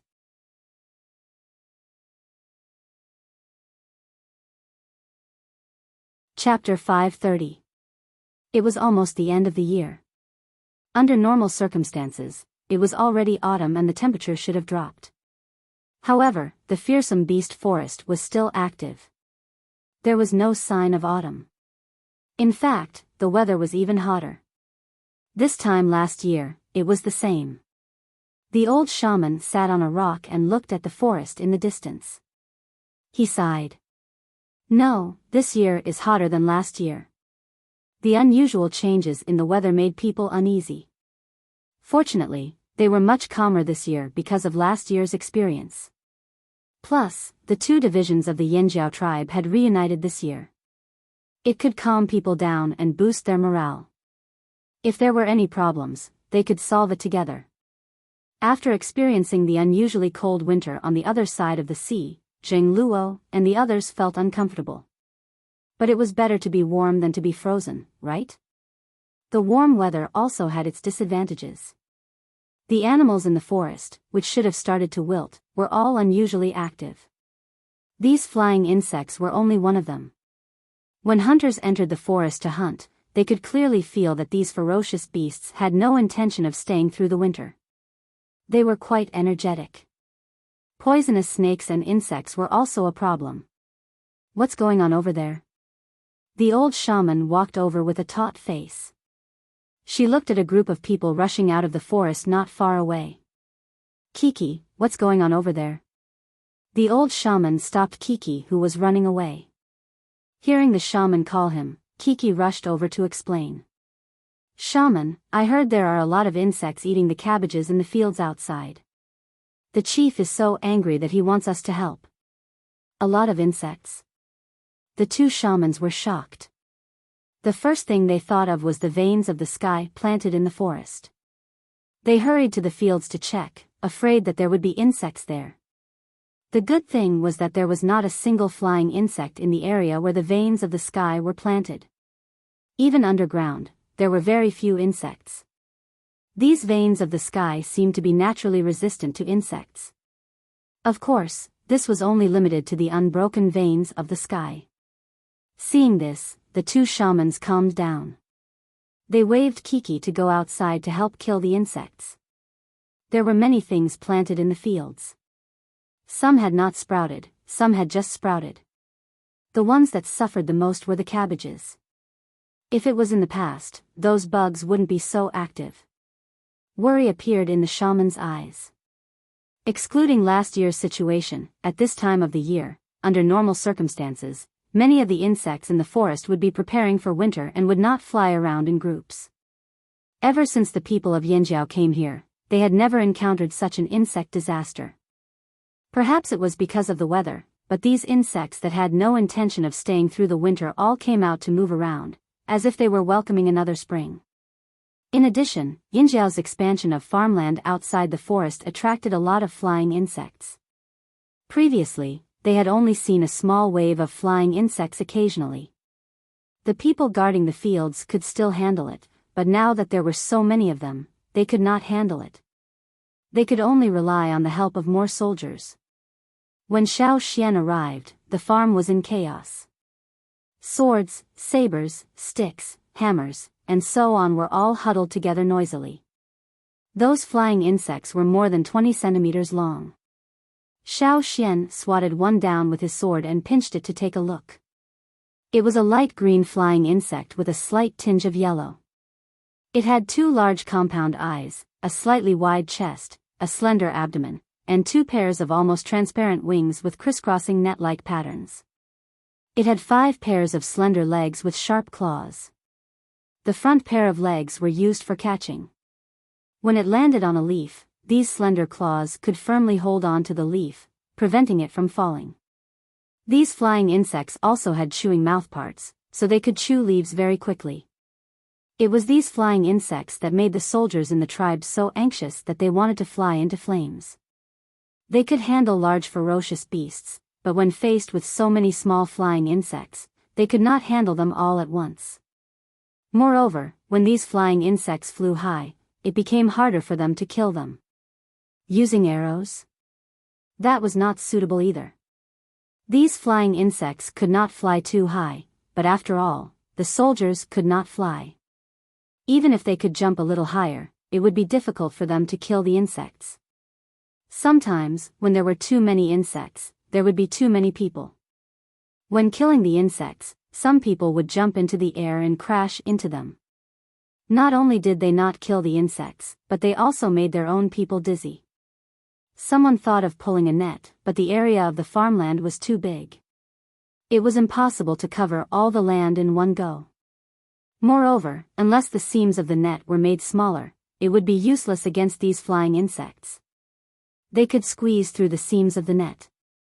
It was not easy to get rid of this wave of insects, and the busy people finally took a break. Someone went to weave a net. We can cover another batch today, but it's not a good idea to keep doing this. Mai looked at the gnawed leaves and said angrily. Xiao Xian also thought about it. Farming had to let the crops see Yangguang. A net that was too dense could block some flying insects, but it would also block Yangguang. It was not a safe method. Spraying pesticides? Not to mention that they had not developed it yet. Even if they did, no one could guarantee that the descendants of the dead insects would be healthy. The conditions were limited, and there was no way to study the ratio more precisely. It's up to us. Kiki, who was sitting at the side and panting, was sweating profusely. He had never felt that killing insects was so tiring. They had to kill the flying insects and pay attention not to step on the things planted in the ground. It was really difficult. Some people used a thick wooden board to hit the insects, but the effect was limited. You can make some small holes on the board, and then cut the bottom of the board to make a handle. That way, it's easier to hold, Xiao Xian said. The eyes of the warrior holding the board lit up. He felt that this method was feasible, and then he took out his tools and started to cut the board. Some people were cleaning up the mess, picking up the dead insects on the ground and putting them together. Because the stupid birds they raised did not eat these insects, and the other animals they raised were mostly vegetarians, they made the dead insects into fertilizer to fertilize the land. This also made the people in the tribe feel relieved. Little bug, come on. In the end, didn't you become fertilizer for the land? Xiao Xian looked around and walked back into the forest. He wanted to go to the casting room. It was nighttime. Because the cabbage in the field was no longer a secret, the surrounding area was not too tightly guarded. After experiencing the insect disaster during the day, the warriors guarding the farmland were a little tired. A figure sneaked in with the night, like a thin leaf blown by the wind. It lightly flipped over the wooden fence around the cabbage field and landed on the ground with a slight sound. After the black shadow landed on the ground, it listened carefully to make sure that it did not attract the attention of the people guarding the farmland. Then, it floated up again and landed on a cabbage like a butterfly.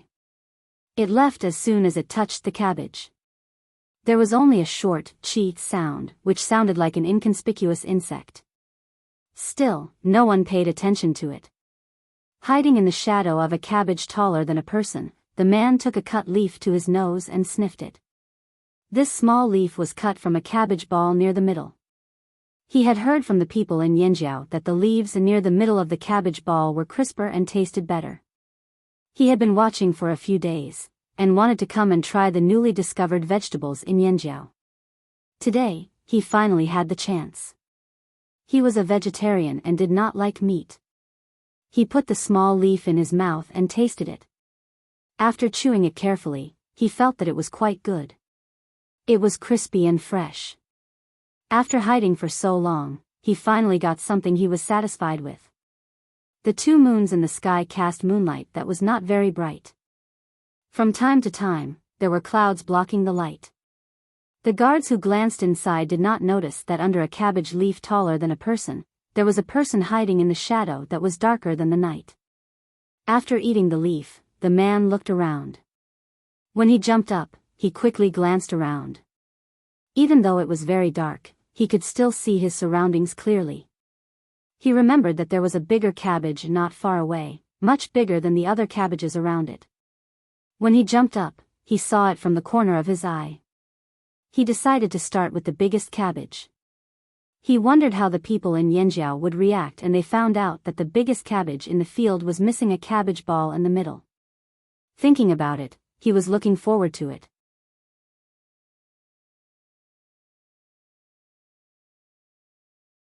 Chapter 531. His original goal wasn't Yanjiao. He only knew that there was a tribe in this remote forest. But after he came here, he heard that Yanjiao destroyed the Wanchu tribe and forced the slave masters who escaped from the desert to leave. His interest was piqued. He didn't have to worry about the final goal for now. He wouldn't be able to find it in a short period of time anyway. He would let the others explore the path while he stayed in Yanjiao for a few days. What he didn't expect was that the Flaming Horn tribe was even more difficult to deal with than the legend said. He was discovered several times, but he was fast and had sharp instincts. Every time, he could escape before the other party caught up with him. This was the main reason why he dared to continue staying in the Flaming Horn tribe. As long as he could escape, it didn't matter if he was discovered or not. Yanjiao couldn't catch him anyway. However, the Flaming Horn tribe's territory in the forest was too heavily guarded. He had been guarding it for so long, but he still couldn't sneak in. Especially the last time, he wandered around the Wanderer's area for so long. He almost took a step forward but was discovered by someone. Thinking about Robber 11 and Robber 12 who were caught once, he sneered. They weren't even in the top 10, how could they compare to him? Did Yanjiao really think that just because they caught 1 or 2 robbers, they could catch all the robbers? How naive. He planned to cut down the biggest cabbage in Yanjiao's territory to teach Yanjiao a lesson. The more he thought about it, the more satisfied he was. Yanjiao must have placed a lot of importance on this piece of land. If the cabbage was stolen, they would definitely send more people over. Then, when Yanjiao had their eyes on the cabbage field, he would find a chance to sneak into the forest. I'm so smart. At night, a black shadow moved silently under the tall cabbage. It was more agile than a snake in the dark. Still, no guards discovered this place. Looking at the biggest cabbage that was getting closer and closer, he raised his eyebrows slightly, bent his knees, and flew up like a piece of grass blown up by the breeze. The thin black knife in his hand was like a beast that had found its prey. It finally flicked its sharp claws and pointed directly at the vegetable ball in the middle of the cabbage. But just as he was about to attack Cabbage Ball, his scalp went numb, and he felt an intense sense of danger. It was as if a pair of eyes had appeared in the darkness of the night. No, not just one pair, but two. Two people had discovered him. A spear suddenly attacked, forcefully breaking through the air with a sizzling sound, as if a poisonous snake that had been waiting in the dark had finally bared its fangs. The spear came very quickly and suddenly, giving no time for people to prepare. Moreover, the black shadow just happened to jump into the air. Logically speaking, people who jumped into the air would have their movements severely restricted. However, before the spear could reach it, the black shadow that leaped up was like a thin leaf that was suddenly pushed by another air current. It suddenly flipped over, almost sticking close to the spear, and then retreated safely without any injuries. Ao did not expect this person to be able to strangely change direction and turn in the air without any external help. The sudden attack just now was dodged by the opponent. Ever since he knew that the thief was difficult to deal with, Ao had thought of many ways. In the end, he decided to stay in one place and hide all his breath. Before discovering the target, he would not use any of his totemic power. Even his breathing and heartbeat were as weak as possible, making him appear no different from the others. He also did not put all his attention on the person who had sneaked into the cabbage field. Xiao Xian had told him that the opponent had extremely sharp observation skills. Unless he deliberately did not pay attention to the opponent, he would be able to escape as soon as he saw him. So, Ao only took action when Xiao Xian gave the signal. Before that, Ao would pretend that he did not see the thief. Still want to run. The corners of Ao's eyes were raised high. He flipped into the cabbage field, took a big step, and leaped out, waving the stone axe in his hand. In an instant, a majestic aura rose up like an angry wave, pressing forward, as if to drown the person in front. The domineering aura spread out, enveloping the entire cabbage field. As the head of a division, Ao's strength was unquestionable.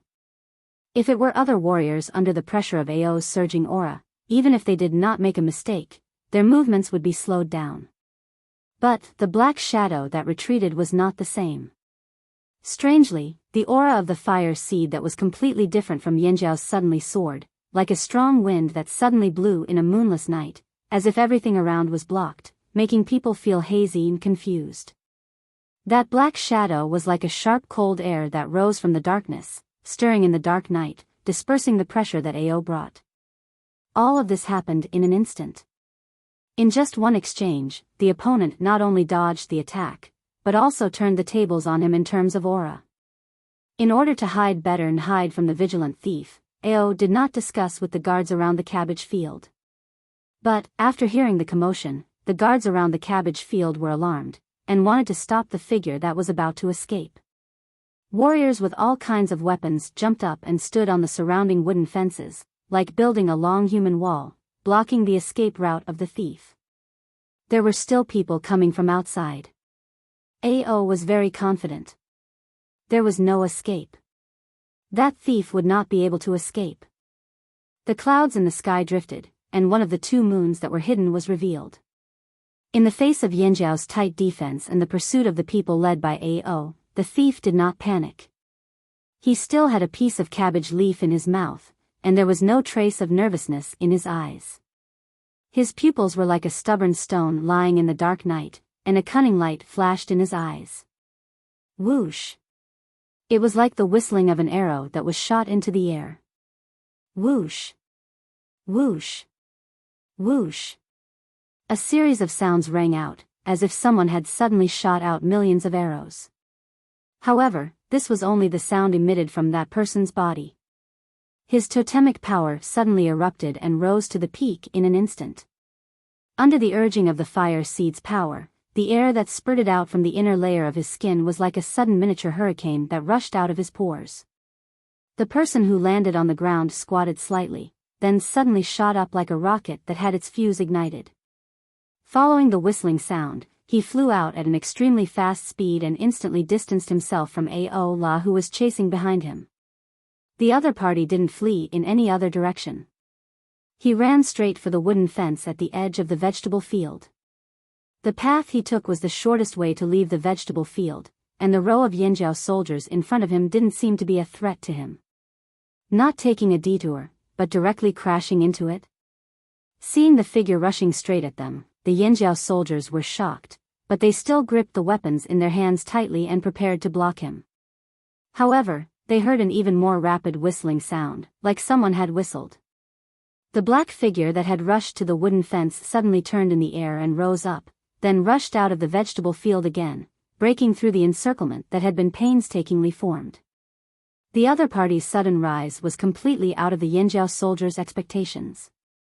It was too late for them to jump up and stop him, so they could only watch as the other party flew past them. With their leader leading the way and so many people, they couldn't stop a thief who ran into the vegetable field to steal vegetables. Ao La looked at the figure that was getting farther and farther away, and his heart was filled with depression. He had heard Xiao Xian say that robbers were difficult to catch, and now he was experiencing it firsthand. Strange movements, erratic movements, and unexpected techniques. Was this what a robber was like? Under the moonlight, the person who had run out of the vegetable field smiled wider and wider. You want to catch me? You think I'm trash like Robber 11 and Robber 12, who couldn't even squeeze into the top 10. So what if you've been plotting an ambush? So what if you've discovered me? In the end, all you can do is watch me run away. Haha. Yanjiao, that's all there is to it. Just as he thought this, his eyelids twitched, as if a cold current was flowing through his hair and into his brain. He was so shocked that all the hair on his body stood on end. Who else? A whistling sound came from beside his ear, like a huge palm slapping him across the air, so fast that he couldn't change his direction. His pupils suddenly dilated as he tried to see what it was that was sweeping towards him. What was that? A net? No, it wasn't a net. No matter what it was, run. However, the net-like thing followed the black figure closely, and with the sound of air friction, it whipped the black figure in the air. Clang! The loud sound carried a lingering tremor. It exploded in the dark night and spread to everyone's ears, spreading to even further places. Everyone who heard this sound wondered if the person who was whipped by that thing would have his bones separated from his body and fall apart like the trembling aftershock. The black figure was sent flying by the huge net, and the whooshing sound from his body came to an abrupt stop, like a chicken that was suddenly strangled by the neck. Drawing an arc in the air, the black shadow finally fell to the ground, rolled a few times, and stopped moving. Ao, who had jumped out of the vegetable field, looked at the motionless figure on the ground in the distance, and motioned for the others to quickly tie up the person, regardless of whether he was dead or alive. After giving the order, Ao looked at Xiao Xian, who was standing there. Xiao Xian stood there calmly, holding a strange-shaped thing in his hand. The lower end of the thing was like the handle of a large spear, and the upper end, just by looking at it, looked like a square net about the length of two people. However, if one looked closely, they would find that the net was fixed, not soft like a net made of straw. It was hard and connected to a long handle.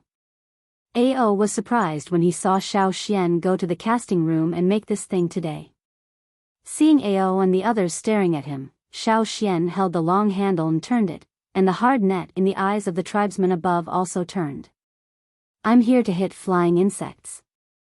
I didn't expect the first one to be a flying thief. Xiao Xian laughed.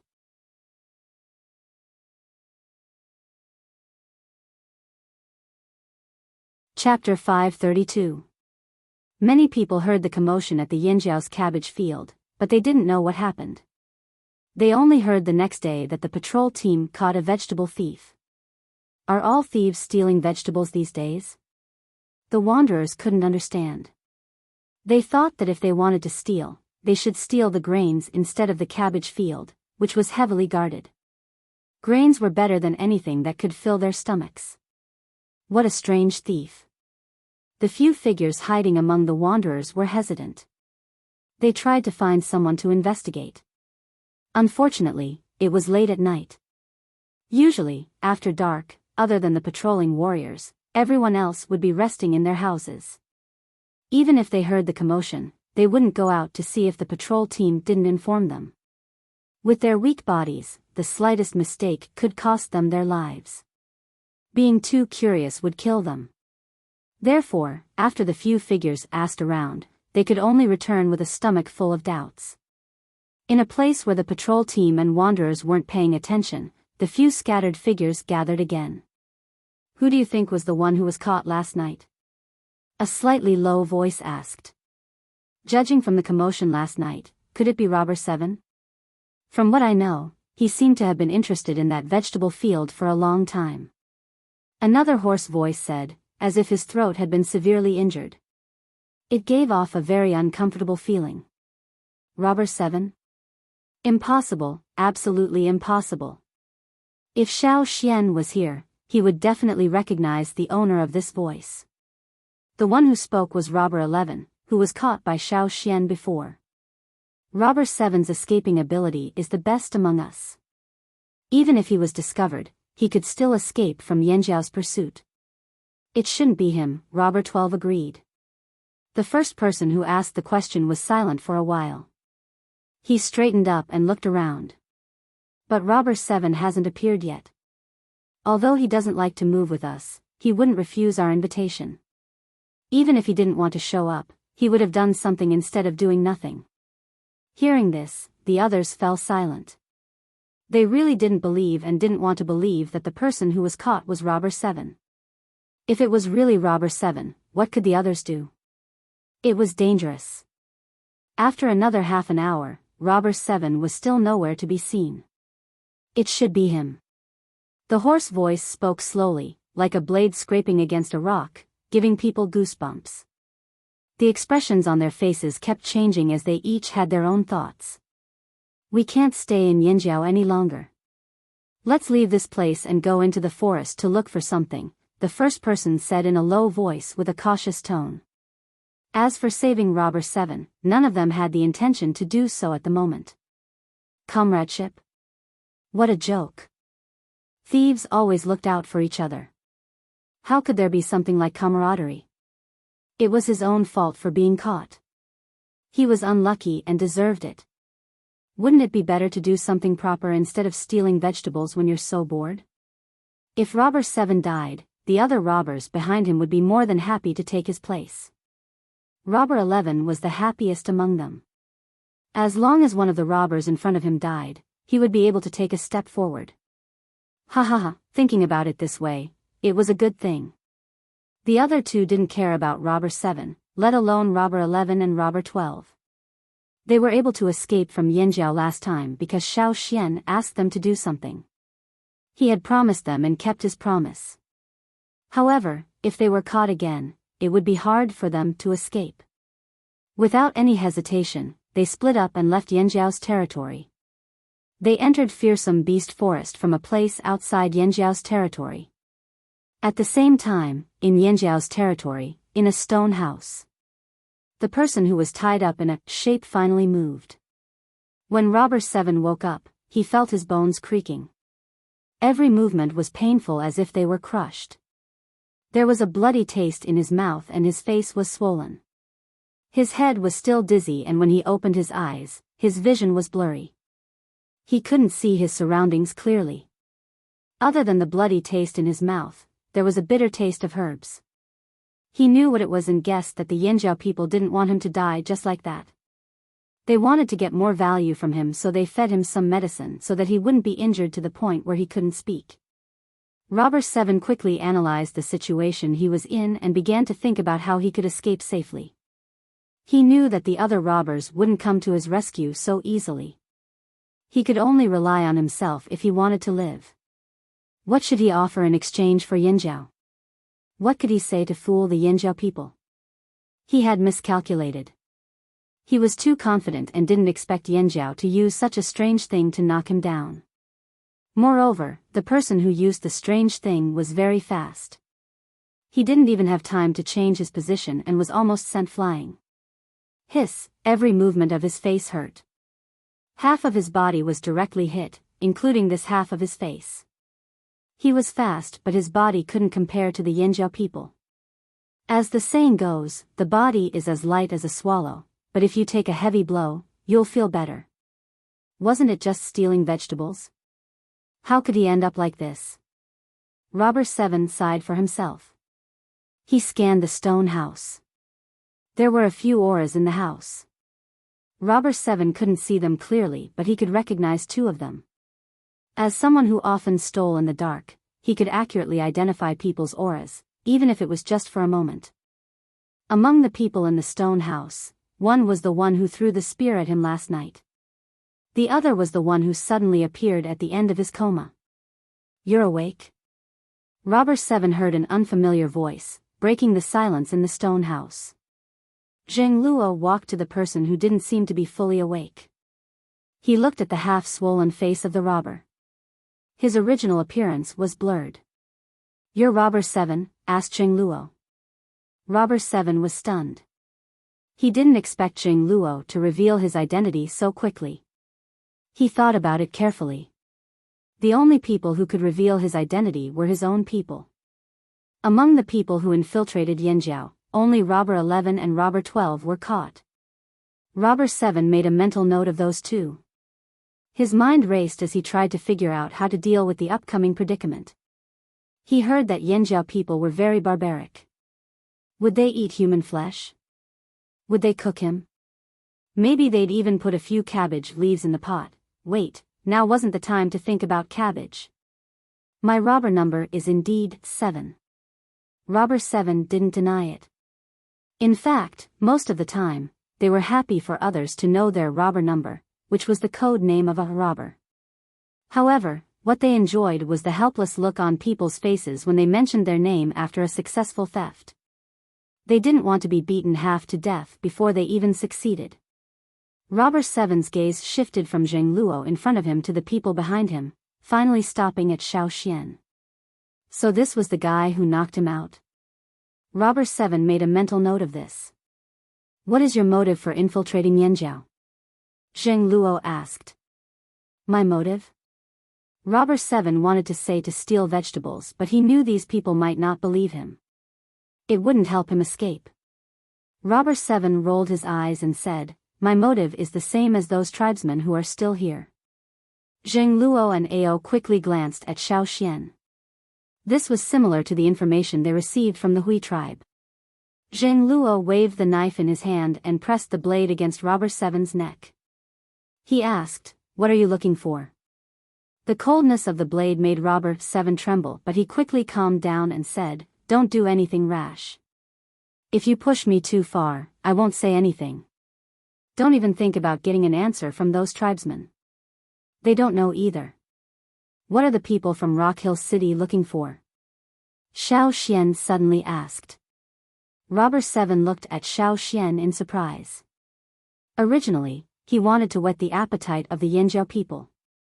The higher the Yinjiao people's appetite, the easier it would be for him to negotiate. He didn't expect to be asked so directly. Although he was puzzled as to why Xiao Xian could say Rock Hill City directly, it was understandable when he thought about the tribesmen who were still here. This kid must have heard it from them, right? All of their actions were because of a single sentence from the people of Rock Hill City. If I tell you, will you let me go? Robber 7 asked. Zheng Luo frowned. Why did they all like to negotiate now? But he still nodded. Sure. You agreed too quickly. I don't believe you. Robber 7 shifted his gaze to Xiao Xian. He felt this kid was unreliable. He continued to look at the 2 older shamans. His eyes darted back and forth between them. Sure. The old shaman nodded. Shaman. Ao disagreed. He felt these thieves should be crushed to death instead of letting them go. After they left, they would come back for a second time. The shaman raised his hand to stop Ao. He then looked at the old woman who was still sitting calmly. What do you think? Sure. The old woman said the same. Although they knew that letting this robber go meant he might come back again, compared to what they wanted to know, the two shamans felt this deal was worth it. They also wanted to know what Rock Hill City was up to. Did they extend their reach to Fearsome Beast Forest after taking over the desert? Robber Seven's eyes lit up when he heard the word shaman. If it was someone else, they might go back on their word. But if the shaman agreed, the possibility of going back on their word was quite small. Robber Seven saw the opportunity and cleared his throat. The people from Rock Hill City are looking for something. And that thing is most likely to be in Fearsome Beast Forest. What is it? Zheng Luo asked. Green-faced fanged beast.